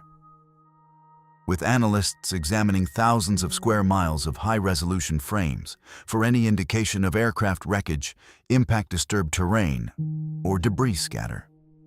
The Civil Air Patrol flew hundreds of sorties across the search grid. Professional search teams and volunteers covered ground-accessible terrain on foot and by vehicle across an area that spanned multiple counties and 2 states. The financial cost of the operation ran to millions of dollars across the full search period. For more than a year, nothing was found. This is where it stops being normal. not in the sense of a sudden departure from an expected pattern, but in the accumulated, grinding sense of a search that keeps failing to produce results across a timeline that should have made discovery inevitable. 20,000 square miles is a large search area, but it is not an infinite one. The terrain, while rugged and complex, is not impenetrable to systematic aerial search when the resources being applied include professional aviation assets, infrared capability, and satellite imaging. The aircraft itself, even destroyed on impact, should have produced a wreckage field detectable from the air. Metal fragments, displaced rock, disturbed slope vegetation, the debris scatter pattern that even years of weather cannot fully conceal from a sufficiently thorough and well-targeted aerial survey. And yet for 13 months, the full combined weight of that search effort produced nothing at all. Now this is where the case turns in the direction of resolution. Not a clean resolution, not a comfortable one, but a resolution that came from the most unexpected possible source. In September of 2008, almost exactly a year after Fawcett's disappearance, a hiker in the eastern Sierra Nevada near Mammoth Lakes, moving through the rugged terrain on the western edge of the Long Valley area, found a collection of personal items lying on the ground. Among them, an Illinois driver's license, credit cards, tennis shoes, all of them bearing identification that connected them unmistakably to Steve Fawcett. All of them showing clear evidence of animal activity, bite marks on the shoes and on the license itself. The kind of disturbance that scavengers produce when they encounter organic material in the wilderness over an extended period. That evidence of animal activity told investigators something specific and consequential about the nature of what the surrounding terrain was likely to hold. The items had not been placed there by a person. They had been carried there, partially, by something that had been feeding in the area, which meant there was something to feed on nearby. The discovery of those personal effects triggered an immediate, concentrated search of the surrounding terrain. Within days, searchers located the wreckage of the Balanca, the aircraft, or what remained of it after 13 months in steep mountain terrain and through a full Sierra winter. In a location so visually complex and topographically enclosed that it had been overflown without detection across all of those months of systematic aerial searching. The wreckage site was in the mountains, in steep terrain between the Mammoth Lakes area and the park boundary region, close enough to Yosemite's boundary that the connection to the Sierra Nevada landscape of this documentary is direct and geographic.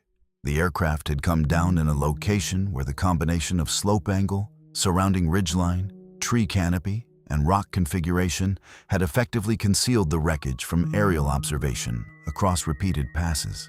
Amid the wreckage, investigators found human remains sufficient for forensic analysis. DNA testing confirmed they belonged to Steve Fawcett. The manner and cause of death were consistent with an impact event. The official conclusion was death by accident, consistent with the meteorological conditions documented for that morning. But here's what doesn't make sense when you lay the full picture out. 100 world records, a man who had managed balloon systems over the Himalayas and the Southern Ocean, who had navigated sailing craft across some of the most hostile stretches of open water on the planet, who had spent more time in the air over dangerous terrain than almost any living civilian aviator, on a short, clear day pleasure hop along a highway corridor in familiar geography, in a light aircraft he had flown before and in a region he knew well. The meteorological explanation, mountain wave downdraft conditions severe enough to defeat the performance envelope of the Balanca in the time available to respond, is the leading expert theory, and it is credible. The documented wind speeds and downdraft estimates for that specific morning are consistent with conditions that could overwhelm a light aircraft with extraordinary speed. Mountain wave turbulence is genuinely invisible from the cockpit until you are inside it. and the severity of the conditions on the lee side of the Sierra on September 3, 2007 was, according to the meteorologists who analyzed it, well outside the ordinary range. But the 13-month search failure demands its own accounting, separate from the crash itself. 20,000 square miles, infrared, satellite imagery, hundreds of Civil Air Patrol sorties. And the wreckage sat in the mountains for over a year, in terrain that search aircraft had crossed repeatedly until a hiker on the ground found a driver's license and a pair of shoes and pointed investigators to a location that all of that technology had missed. The terrain of the eastern Sierra is capable of hiding things in ways that defeat even systematic, well-resourced aerial search. Of folding wreckage into granite crevices and forest canopy and slope configurations that deny visual detection from altitude across multiple passes in multiple lighting conditions. That is the operational reality the Fawcett case demonstrated with unusual and documented clarity. And it is a reality that applies directly to every open missing persons case in this documentary, where the terrain has been searched from the air without result. Steve Fawcett was declared legally dead by a Chicago court in February of 2008, more than 6 months before his remains were actually confirmed. His estate was settled. His record stood. His name was formally moved from the category of the missing into the category of the confirmed dead. All of this before anyone had physically located a single piece of his aircraft or a single piece of his body. The legal mechanism of death declared in absentia exists precisely because indefinite legal limbo, while the wilderness holds its answer, is its own form of sustained harm to the people left behind. But there is something specifically disquieting about the sequence. Legally dead in February, physically confirmed in October, with the tangible reality trailing the legal determination by 8 months because the mountains held the evidence that long. 100 world records, a radar track that ended abruptly over the Sierra at 9:27 in the morning on a clear Labor Day. 13 months of the most technically sophisticated civilian aviation search in American history. And in the end, it was a single hiker who found a driver's license lying in the dirt that broke the case open and brought Steve Fawcett home. A blip on a radar screen, and then the mountains closed around it. Back on the ground, an ordinary day hike to the same falls we already visited ended the same way. A parked car, a missing man, and weeks of silence before the mountains spoke. There is a detail in this case that does not announce itself loudly, but that sits at the center of everything that followed. And it is this: a parked car on a park road is not an alarm. It is, in fact, one of the most ordinary sights in Yosemite National Park on any given summer day. Cars line the pullouts and trailheads and road shoulders of the valley and the high country, in numbers that swell through June, July, and August, to the point where the park's traffic management infrastructure strains against the volume. Vehicles sit for hours, for full days, in the case of backcountry permit holders, while their owners are somewhere out on the landscape, moving through terrain that cannot be reached by road. A car without a visible driver is not a missing person. It is a hiker. It is a backpacker. It is a photographer who got up before dawn and walked 2 miles to a shooting location that the road does not access. The car sitting there in the morning is the car sitting there in the afternoon. And that continuity is expected, normal, entirely consistent with the ordinary business of a national park that processes millions of visitors per year across a landscape too large and too varied to be seen from any road. This is the structural vulnerability that the James Millett case illuminates with particular clarity. Not a failure of any individual or any system, but a gap produced by the basic logic of how a national park works. A gap that allowed a man to disappear from a day hike trailhead and remain officially unknown for days, while his car sat on the road, serving as the only evidence he had arrived. silently accumulating the time that made the subsequent search so difficult to conduct productively. James Michael Millett Jr. was 39 years old in August of 2015. He was from Fresno, California, the Central Valley city that sits at the western base of the Sierra Nevada, close enough to Yosemite's southern entrance corridors that the park is a reasonable day trip or overnight destination for residents who want to escape the valley floor's summer heat and reach altitude and forest and open granite in a matter of hours. The drive from Fresno to Yosemite Valley is approximately an hour and a half on a good day, which means the park occupies the specific geographic category of close enough to visit often in the mental geography of Fresno residents who are inclined toward outdoor activity. It is not an exotic destination requiring elaborate planning. It is the mountains, accessible, available, beckoning whenever the Central Valley heat becomes oppressive enough to motivate the drive. On August 11, 2015, James Millett planned a day hike to Upper Yosemite Fall, the same trail that appears earlier in this documentary, the 1873 vintage route climbing 2,425 vertical feet above the valley floor to the overlook above the upper tier of the falls, one of the oldest and most trafficked routes in the park. He arrived, parked his vehicle somewhere along a road in the park. The specific location noted by officials when they traced the abandoned car to his registration, and set out on the trail in the way that hundreds of thousands of visitors do every summer season. Solo, a day hike. The full Yosemite Valley experience condensed into a single, strenuous uphill morning and a long downhill afternoon, with the overlook at the top as the reward for the vertical effort. He did not return to his vehicle that day. Here's the critical detail. Nobody knew that. Not that day. Not the next day. The car was on the road, and a car on the road in Yosemite in August is not a crisis. It is furniture.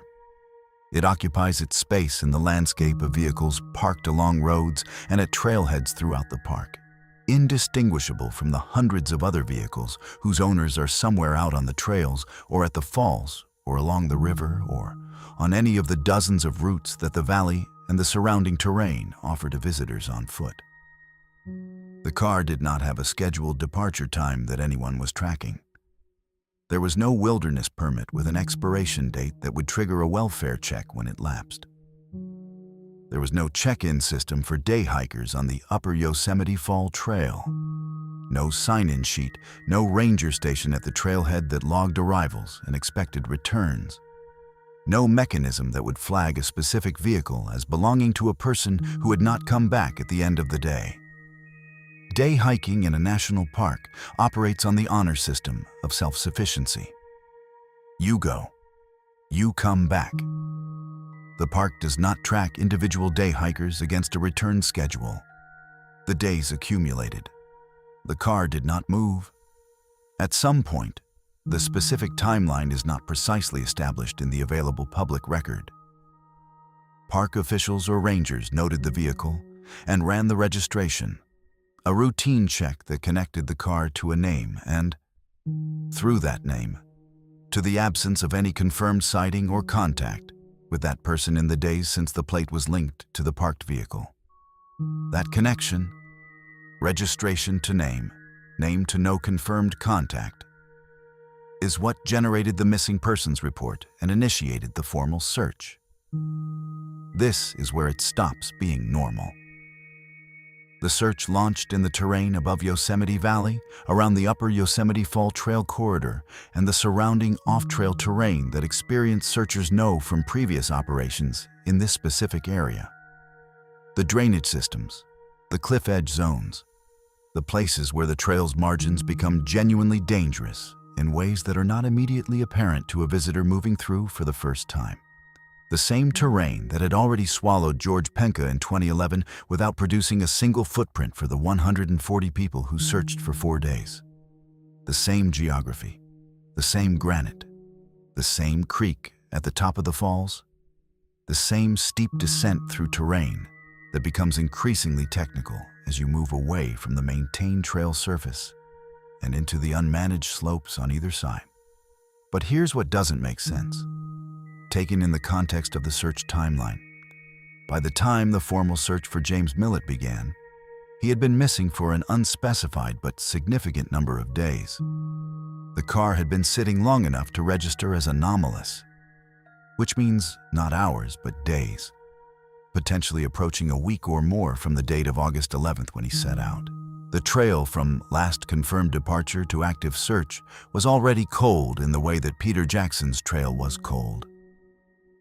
Not through any negligence that can be assigned to a specific person, but through the structural logic of a landscape where an absent person and their absent footprints are indistinguishable from the ordinary condition of a day hiker who hasn't come back yet because they're still out on the trail.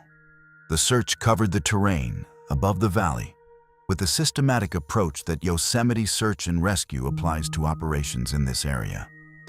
Aerial assets working the cliff faces and drainage areas visible from altitude, ground teams pushing into the off-trail zones on the upper trail corridor, the creek area near the summit of the falls examined with the particular attention that water sources always receive in these searches, given the number of previous incidents in the vicinity.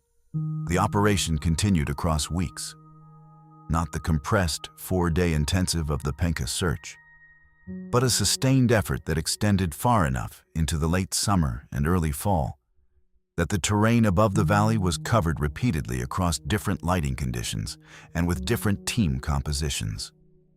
James Millett's body was found in the terrain above Yosemite Valley after he had been missing for more than 3 weeks. The official cause of death was not released publicly, a withholding that is standard practice in cases where the manner of death does not require public safety notification and where the family has not authorized disclosure. But that leaves the case with a specific informational gap that the available record does not fill. The terrain where he was found, above the valley, in the general area of the upper Yosemite Fall corridor, is consistent with an off-trail incident in the zone above the maintained trail surface, where the slope becomes serious and the consequences of a single misstep in the wrong location are immediate and severe. But because the official cause was not released, the specific sequence of events between the moment he left the trail and the moment searchers located him cannot be reconstructed from the public record with confidence, and any attempt to fill that gap with inference would be speculation rather than reporting. Now, this is where the case sits in a specific, uncomfortable relationship with the Penka disappearance from 2011 on the same trail. 2 men, 4 years apart, same route, same general area. One found after 3 weeks in the terrain above the valley. One never found at all, despite 140 searchers working the same terrain for 4 days in a more compressed and intensive operation. The difference in outcome is not obviously explainable by a difference in what happened to them. Both were in the same landscape, on the same slope, in the same general operational zone that Yosemite Search and Rescue has covered extensively across decades of incidents.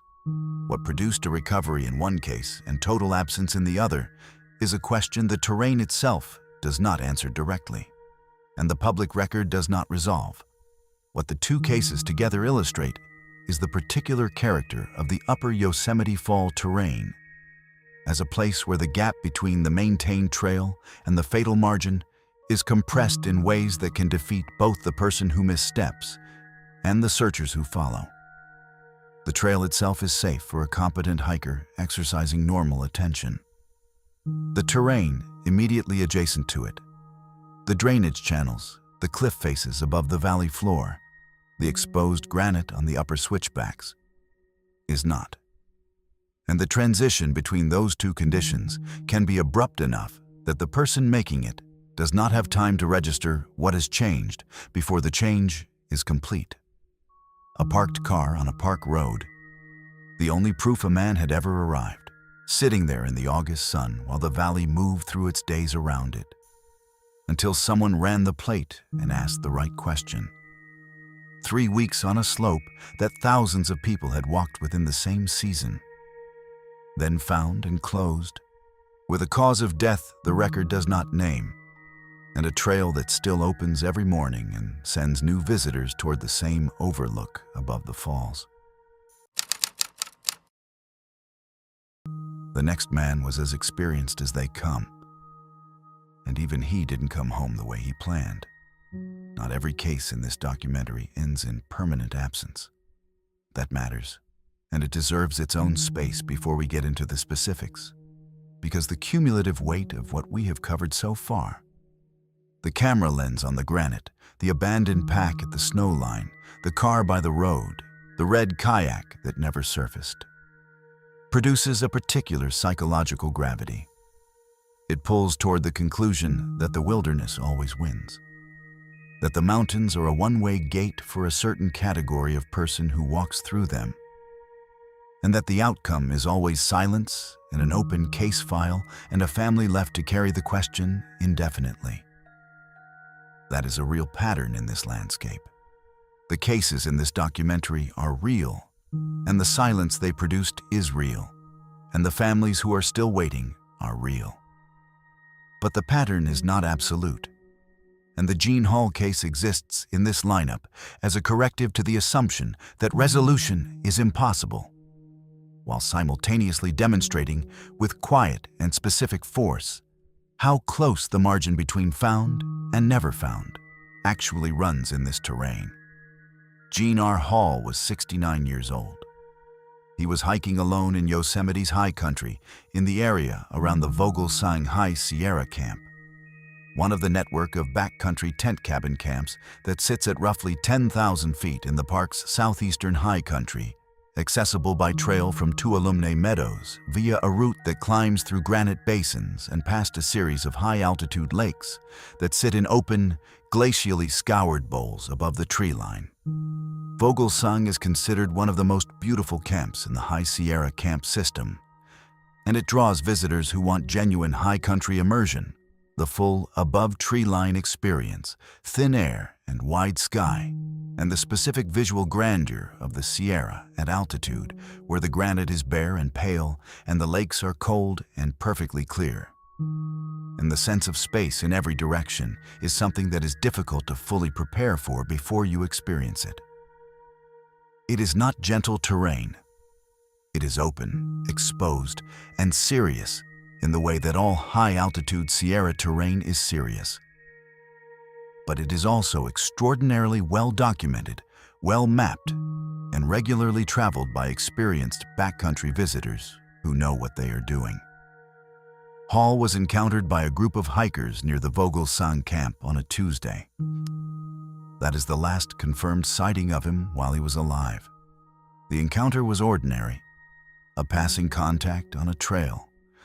The brief acknowledgement between people moving through the same terrain, the kind of interaction that happens dozens of times on any busy backcountry trail on a clear summer day. The group of hikers noted him, passed him or were passed by him, and continued on their way. There was nothing in that interaction that registered as unusual or concerning.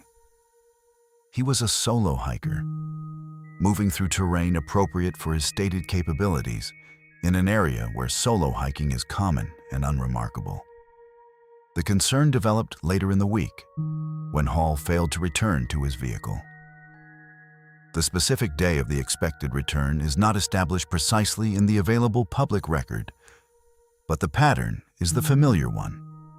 A departure date, a planned duration, an expected return that did not materialize, and then a report filed when the gap between expected and actual grew wide enough to require it.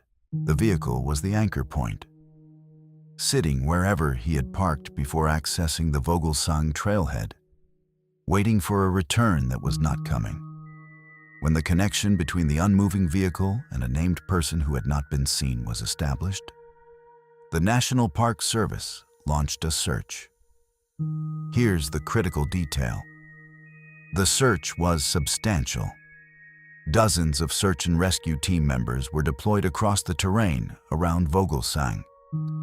working both the trail system and the off-trail zones in the lake basins and granite slopes surrounding the camp.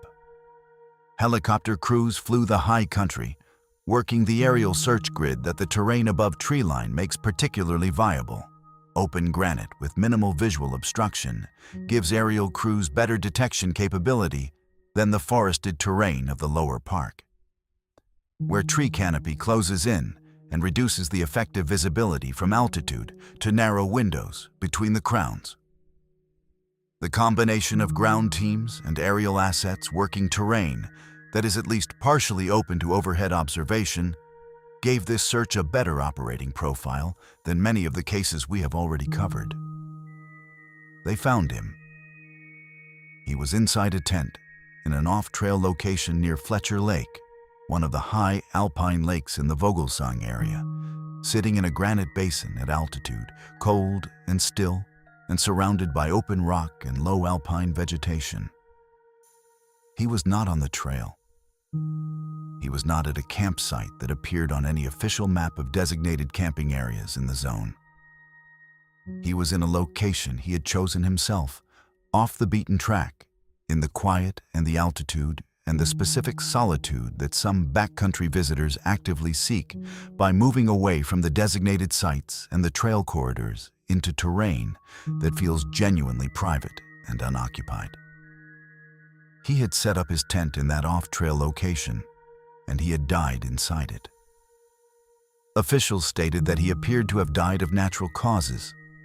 The specific nature of those causes was not released publicly, and the available record does not establish whether a formal autopsy finding was made public beyond the general characterization of natural causes. That determination, natural causes, in a tent, in an off-trail location near a high alpine lake at roughly 10,000 feet, shapes the case in a specific direction. He did not fall. He did not go into the water. He did not become disoriented and walk into terrain that exceeded his capability to navigate safely. He walked to a lake he had perhaps chosen because it was beautiful and quiet and accessible from the trail without being directly on it, set up his tent in a spot with a view of the water and the open granite sky, and died there in the way that people sometimes die, from the body's own internal failure rather than from any external force. This is where it stops being a mystery and becomes something else. Something quieter and in its own way more difficult to hold. Now, this is where the case earns its place in this documentary, not as a contradiction of the pattern, but as a specific illumination of how that pattern works in practice. Because what Jean Hall's case demonstrates is not that the wilderness gave this one back easily. It demonstrates precisely the opposite. An experienced solo hiker, in the right gear, in terrain he was capable of navigating, within a well-documented and regularly traveled section of the park. And still, when his body was in a tent 300 yards or a quarter-mile off a trail that searchers were actively working, it required the full deployment of dozens of SAR personnel, helicopter overflights, and multiple days of coordinated searching to find him. The tent concealed him from aerial observation in the way that any enclosed shelter would. The off-trail location placed him outside the search corridor that a trail-following search would automatically cover first. The specific lake basin and the terrain configuration around Fletcher Lake at that altitude, while more open than forested terrain, still produced enough visual complexity that locating a single tent in the off-trail zones between the lake and the trail required ground teams to physically work the ground rather than spot the location from the air. But here's what doesn't make sense. Or rather, here is the specific quiet dread that this case produces when you sit with it long enough. Jean Hall was in his tent. He was not hidden intentionally. The tent itself, a colored synthetic shelter in an open granite and grass basin, should have been reasonably visible to aerial search once crews knew the general area. The ground teams, once deployed in the right zone, were able to locate it. the search succeeded. But consider the cases in this documentary where the same terrain, and terrain far more complex and forested and canyon-cut than the open Vogelsang high country, was searched with comparable resources and produced nothing. Consider Michael Feisery in the Till Valley drainage, where the rugged and hazardous terrain off his route was searched extensively and never yielded a trace. Consider George Penka, where GPS-equipped dog teams covered the upper Yosemite Fall area for 4 days without finding a single footprint.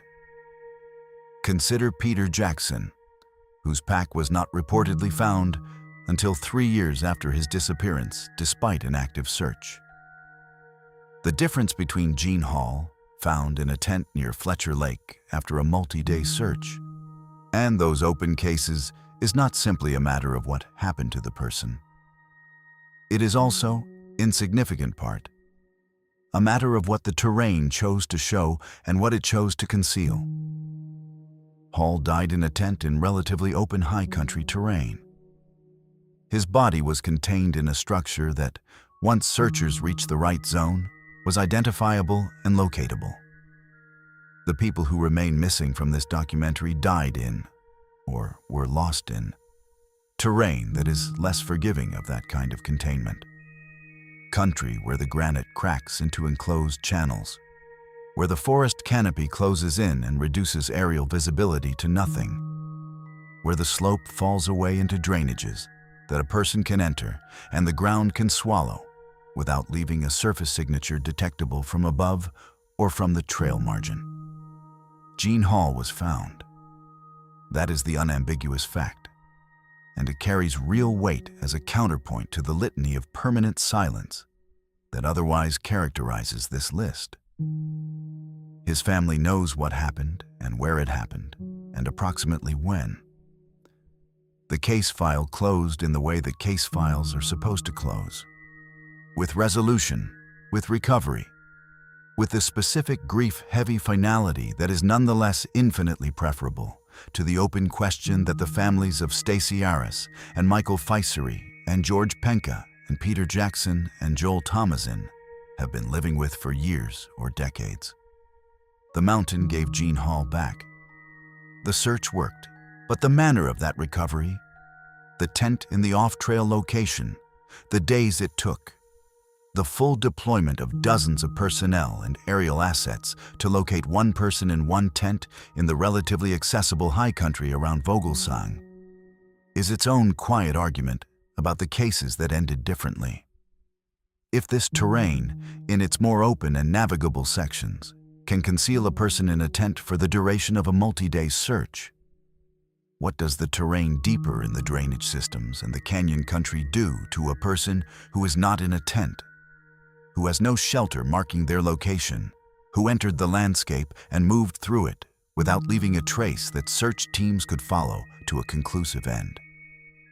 The answer to that question sits in the open case files, in the 2,000-page investigation that has never produced a name, in the $500,000 search that came back with a pack and nothing else, in the GPS dog teams that covered the ground above the falls for 4 days and found nothing to put in their report, zipped inside a tent beside a still alpine lake at altitude in the quiet, as if he had simply lain down to rest and let the high country hold him. But some names on Yosemite's list go back over a century, and no one is coming for them. There is a specific quality of dread that comes from a very old date on a very official document, not a newspaper clipping, not a faded photograph in a family album, not a second-hand account passed down through generations of local lore that may have been embellished somewhere along the route from first telling to present day. A government document, an official list maintained by the National Park Service, the federal agency responsible for the management and safety of the land, that carries names and dates in the dry, bureaucratic register of institutional record-keeping, and that marks each entry with a status designation that has not changed in over 100 years. Open, still open, as of the most recent published version of the Yosemite Missing Persons Record, maintained and periodically updated by the NPS. These cases remain unresolved. The names on the oldest entries of that list have been waiting for closure since before the First World War, and the document that holds them does not offer any indication that closure is coming. The archived NPS document, Yosemite Missing Persons as of March 2017, is a formal administrative record, not a dramatic accounting. It lists cases chronologically, with dates and limited contextual information, and it carries the weight of exactly what it is. A federal agency acknowledging that people entered a landscape under its stewardship and did not come back, and that the agency's records do not contain a resolution. The oldest entries on that list predate the National Park Service itself. The agency was not formally established until 1916, and the first case on the list from this section dates to 1909, when the land was managed by the United States Army. The institutional continuity between that early administration and the present-day NPS is real but imperfect, which means the records from the earliest cases are sparse in ways that modern case files are not. And the investigative capacity available in 1909 was categorically different from what a wilderness search operation can deploy today. That limitation matters for how we approach these cases honestly. For the historic entries on this list, the biographical detail that anchors the modern cases, age, physical description, the specific human texture that makes a disappearance feel real and specific rather than abstract, is largely or entirely absent. The record holds names, dates, last known locations, and stated destinations. It does not hold photographs, physical descriptions, family backgrounds, or the kind of contextual detail that makes a person visible across the distance of a century. Where the record is silent, it must stay silent. What follows is what the official record contains, stated as directly as possible without embellishment or invention, because the restraint is what these cases deserve. June 17, 1909. A person identified in the record as Shepherd, no first name established in the available public documentation of the NPS list, set out from Glacier Point in the direction of Sentinel Dome. Glacier Point is one of Yosemite's most dramatic overlooks, a granite promontory rising approximately 3,200 feet above the valley floor on the south wall of the park, accessible in the early 20th century by trail before the road that now carries vehicles to the overlook was constructed. The walk from Glacier Point towards Sentinel Dome follows the high south rim of the valley, open terrain with views that extend across the entire Yosemite Valley drainage and out toward the Clark Range and the high country beyond. The distance between the two landmarks is modest, the trail navigable in clear conditions, the terrain above the valley rim broadly open rather than the enclosed canyon country of the drainage systems below. Shepherd set out in that direction on June 17, 1909, and did not arrive. The age of this case, 115 years at the time of this writing, means that every conventional avenue of investigation has been closed by time in ways that no amount of modern forensic capability can reopen. The people who were present in 1909, who might have seen Shepherd at the trailhead or on the trail or at any point between Glacier Point and Sentinel Dome, are gone. The physical evidence of what happened on that June day, whatever trace the landscape initially held, has been through more than a century of weather, erosion, animal activity, and the slow geological processes that continuously reshape the surface of the High Sierra. The case is open because it has never been resolved, not because anyone is actively pursuing resolution. It is open in the administrative sense, the way a door that has never been closed is technically open. The mechanism is intact, but no one is moving through it. June 11, 1925.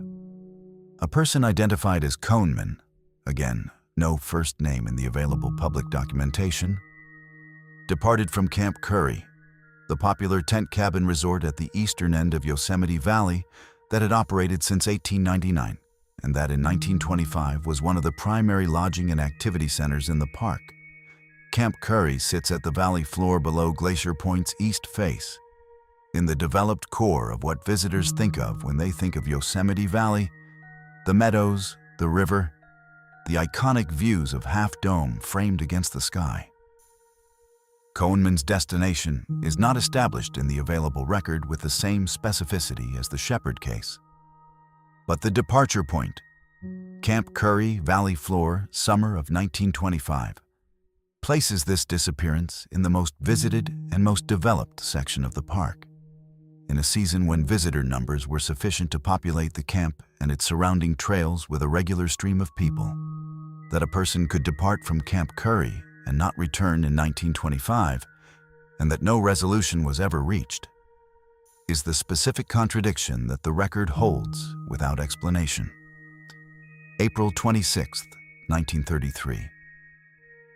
A person identified as Wondrosek set out from Camp 7 in the direction of Half Dome. The spring date is notable. Late April in Yosemite can carry winter conditions at altitude with snow on the upper trails and ice on shaded north-facing slopes. And the Half Dome Trail above the valley is a serious route even in optimal summer conditions. The cable route that most modern visitors use to summit Half Dome was installed in 1919, 14 years before this disappearance. But the approach below the cables traverses terrain that is exposed and serious in any season, and genuinely dangerous in spring conditions when snow and ice remain on the granite. The record notes the departure point and destination. It does not note whether Wondrosek reached Half Dome, fell short of it, or went somewhere else entirely between the departure point and the silence that followed. June 9, 1941. A person identified as Parent disappeared near Tioga Pass, the high eastern entrance to the park, at approximately 9,945 feet elevation, the highest paved road crossing of the Sierra Nevada. June at Tioga Pass means the pass has only recently opened for the season, the snowpack still present in the shaded basins on either side of the road. The high country in the specific transitional state between winter closure and full summer accessibility, where the landscape is simultaneously beautiful and genuinely hazardous in ways that visitors from lower elevations sometimes fail to anticipate. The record places Parent near Tioga Pass on June 9, 1941. Nothing else is established in the available public documentation. August 8, 1948. A person identified as McClintock disappeared from or near Glacier Point, returning that iconic south wall overlook to the record for the second time in this cluster, 7 years after the Second World War ended, and 3 years into the post-war period when national park visitation was beginning, the sustained climb that would eventually produce the visitor numbers of the modern era. The specific circumstances of McClintock's disappearance are not established in the available public documentation beyond the date and the location. Here's the critical detail about what this cluster represents, taken as a whole rather than as 5 separate entries. Glacier Point appears twice, 1909 and 1948. Half Dome appears once. Tioga Pass appears once. Camp Curry appears once. These are not remote, obscure corners of the park that casual visitors never reach. These are the most iconic landmarks in one of the most visited landscapes in America. The places that appear in the photographs, on the postcards, in the illustrated guides and the travel writing and the promotional materials that have drawn visitors to Yosemite for over a century. The overlooks that everyone knows. The routes that millions of people have walked.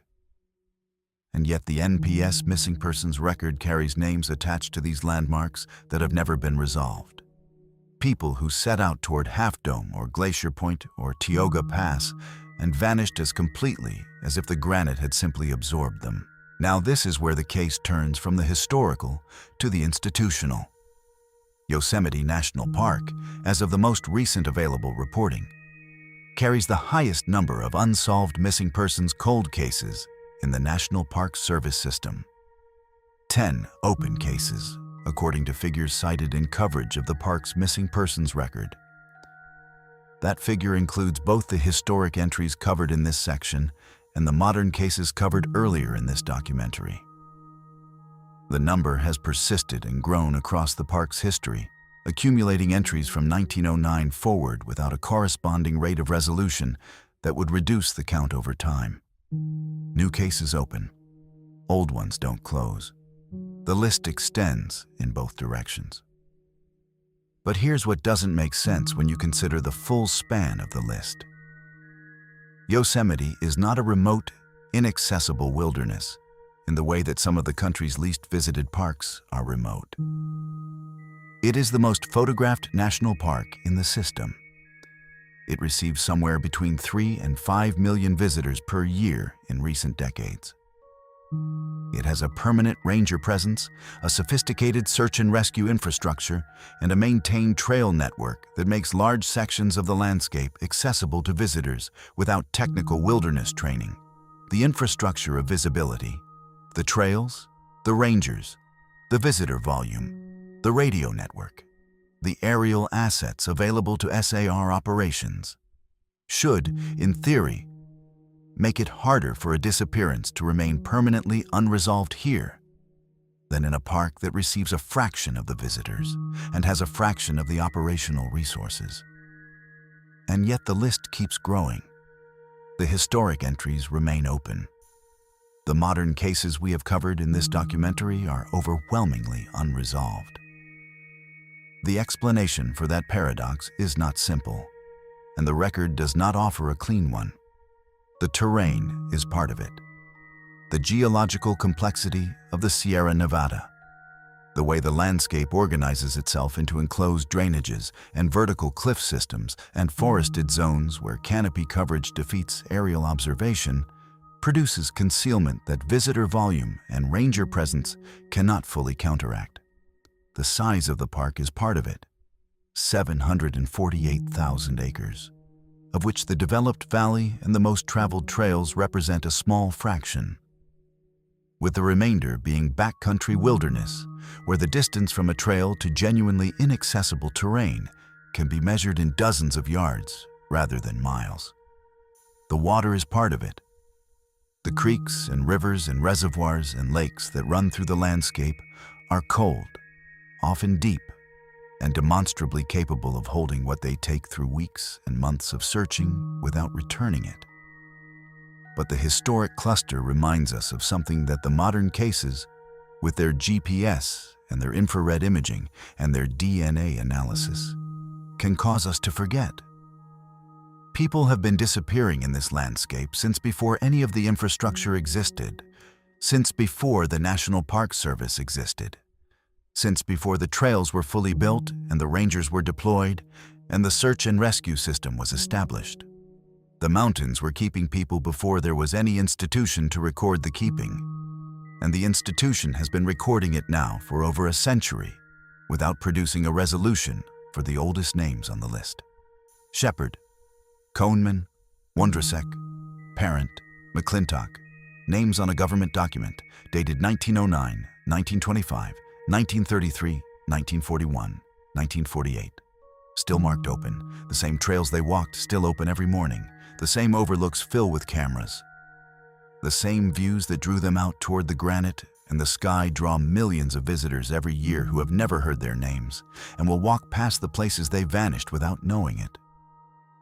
Still open, all of them. Still open.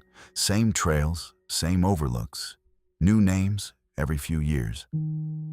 Pull the map back out, not the trail map, not the road map with the entrance stations and the parking areas and the color-coded difficulty ratings on the hiking routes. The other map, the one we have been building together across this entire documentary. The one that traces not the geography of the park, but the geography of its silences. The places where the trail goes in and does not come back out. The overlooks where the last confirmed sighting happened and the search that followed found nothing. The lakes and the creeks and the reservoir shores, where the water took something and kept it. The campsites where the gear waited and the car waited, and the world went about its business for days before anyone asked the right question. Lay that map out flat and look at the full shape of it, because the shape is worth understanding. 10 cases, 4 decades of modern missing persons documentation, 5 cases from the historic record that stretch back over a century. Different terrain, different seasons, different ages and experience levels and trip types. A 14-year-old girl on a mile-and-a-half afternoon walk. A 51-year-old expert with a photographic memory of trail systems. A 30-year-old man on a church group day hike. A 74-year-old solo camper in excellent physical condition. A 31-year-old Army Reserve specialist with a red kayak and a fishing plan. A 24-year-old on his 4th annual trip with college friends. A world record-holding aviator on a clear day pleasure flight. A 39-year-old day hiker whose car sat by the road until someone ran the plate. A 69-year-old who died quietly in a tent by a high alpine lake. And 5 names from another century attached to the most iconic landmarks in the park, still marked open on a federal document that no one has closed.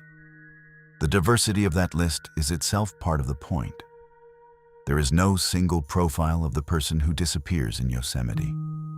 There is no reliable demographic cluster, no consistent experience level, no predictable trip type that accounts for more than a fraction of the cases.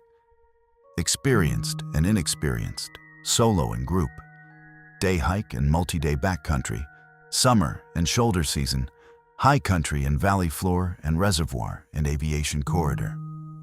The landscape does not appear to select for a particular kind of victim, and the cases do not resolve into a simple warning that a specific type of behavior or a specific type of person is at elevated risk. The only consistent element across the full map is the terrain itself, and what the terrain does when it decides to keep something. But here is what the cases do share, underneath the surface diversity. And it is worth naming these patterns clearly because they are not invented. They are drawn directly from the documented record of the cases we have covered. Packs found without people. Michael Feischery's backpack was recovered near Tiltal Mountain, in terrain off his stated route, containing most of his gear.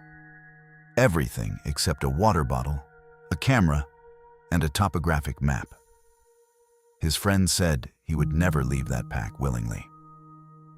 Peter Jackson's Royal Blue Outdoor Products daypack was reportedly found in 2019, approximately 7 to 8 miles from White Wolf Campground, in terrain that placed him well beyond his established hiking range. Though that detail remains reported but not officially confirmed by the National Park Service, and should be treated accordingly. In both cases, a pack without a person is the central, unresolved contradiction. The pack tells you someone was there. It tells you something changed between the moment they set it down and the moment searchers found it. It does not tell you what changed, or where the person went when they moved away from it, or why they didn't come back. The pack waits. The person doesn't return. And the gap between those two facts is where the case lives permanently. No phone, no signal, no digital trace. George Penka was not carrying a cell phone when he vanished from the Upper Yosemite Fall Trail in 2011. That single absence, unremarkable in the context of a church group day hike in the era before smartphones became universal daily carry, meant that when he separated from his group at the summit, there was no tower ping, no outgoing call that ended abruptly, no location data pulling him toward a point on a map. His last data point was visual. A man at a creek, getting water. Everything after that is silence. The cases from the historic cluster have no digital absence to note. The technology didn't exist, but the operational effect is the same. When the last confirmed contact is a visual sighting and nothing else, the search begins with a point rather than a vector. And a point without a direction is an extraordinarily difficult starting condition for a wilderness search operation. Delayed reporting. Peter Jackson's last confirmed text was September 17, 2016. The formal missing persons report was filed September 26. 9 days. James Millett's car sat on a park road from August 11, 2015, until an unspecified date when an official ran the plate and connected it to a named person who had not been in contact with anyone. The structural logic of a national park, where an absent person is the expected condition of an active visitor, and where day hikers operate without check-in requirements, means that the gap between disappearance and report is frequently measured in days rather than hours. And in wilderness search operations, days are not a neutral delay. Days are the difference between a warm trail and a cold one, between scent that a dog team can follow to a productive end and scent that has dispersed beyond the threshold of detection.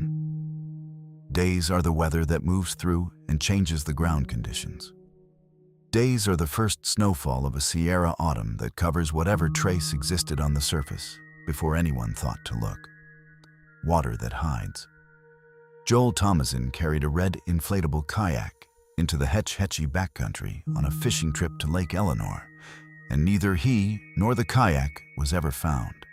Hayden Klemenach was swept into Chilnwalna Creek at flood stage, and his body came to rest 300 feet from the point of entry, in a hydraulic feature of the creek channel that required a 40-foot technical rappel in active whitewater conditions to access 7 days later. Michael Feischery's route deviation took him toward the Till Valley drainage in the watershed above Hetch Hetchy Reservoir, in terrain that investigators described as extremely rugged and hazardous. Terrain shaped in significant part by the water systems that cut through it. The water in these cases is not incidental background. It is the active mechanism. Cold mountain water at altitude produces physiological responses that defeat even strong, fit swimmers within minutes. Deep reservoirs hold submerged objects against detection across extended search periods. Hydraulic features in flood stage creeks pin objects in counterintuitive locations that violate the obvious downstream logic of the current. The water in this landscape is not decorative. It is a force that operates by physics that do not make exceptions. Terrain that conceals. Steve Fawcett's aircraft went down in the Sierra Nevada, and 20,000 square miles of systematic aerial search, including infrared imaging and satellite analysis, failed to locate the wreckage for 13 months. Gene Hall died in a tent in the relatively open high country near Vogelsang and required a multi-day search by dozens of SAR personnel to locate. George Penka vanished from a busy trail and left no footprint across 4 days of GPS-equipped dog team coverage. The geological complexity of the Sierra Nevada. The way the landscape organizes itself into vertical cliff systems, enclosed drainage channels, forested zones where canopy coverage defeats aerial observation, and slope configurations that fold wreckage and remains into visual shadow from above, is not a metaphor or a dramatic device. It is a documented operational reality that has defeated some of the most technically sophisticated search operations in the history of American wilderness SAR. The terrain conceals, not maliciously, not selectively, not with any principle of organization that a case analyst can exploit predictively. It simply does what granite does. It exists at angles and in configurations that produce shadow and occlusion and enclosure. And what falls into that shadow is not always recoverable, regardless of the resources brought to bear. Now consider the full weight of the number that the record produces.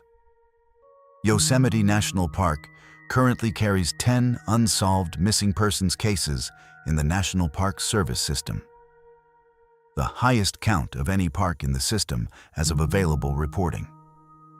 10 open cases accumulated across a span that runs from 1909 to the present. 10 names that the federal government's administrative record marks unresolved. Some of those 10 are the historic cluster: Shepherd, Coneman, Wondrosek, Parent, McClintock, names from another era, attached to landmarks that millions of people photograph every year without knowing the names are there. Some of them are the modern cases: Stacey Aris, Michael Feixery, George Penka, Peter Jackson, Joel Thomason.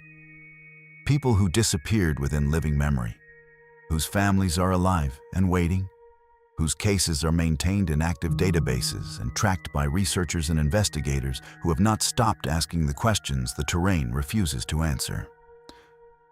Here's the critical detail about what that number means in practice. 10 open cases is not a static count.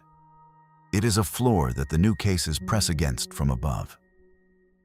The list has grown across the park's history, and the structural conditions that produce it, the terrain, the water, the delayed reporting, the searchable but unconquerable geology of the High Sierra, have not changed. The trails still open, the overlooks still fill. The backcountry still receives permitted visitors who set out with competence and good intentions and equipment and plans. The same qualities that Feixery and Jackson and Thomason carried with them. The creek at the top of the falls still runs fast in a high snow year, and the granite at Glacier Point still meets the sky above a 3,000-foot vertical drop, and the reservoirs of Hetch Hetchy are still cold and deep and very large. The landscape is intact. The conditions that produced every case on this list are intact.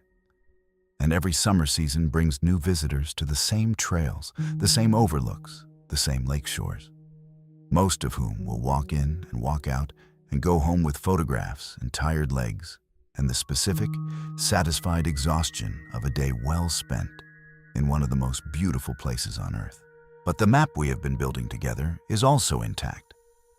The camera lens on the granite slope below Sunrise Camp, the pack in the rugged terrain near Tiltil Mountain, the GPS dog teams that covered the ground above the falls for 4 days and came back with nothing to put in their report.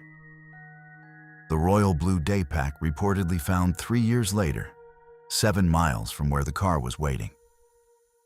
The Rangers wave at O'Shaughnessy Dam, the last set of eyes that confirmed a man was alive and moving into the backcountry with a red kayak and a fishing plan. The 300 feet of flood stage creek between a young man and the friends watching from the bank.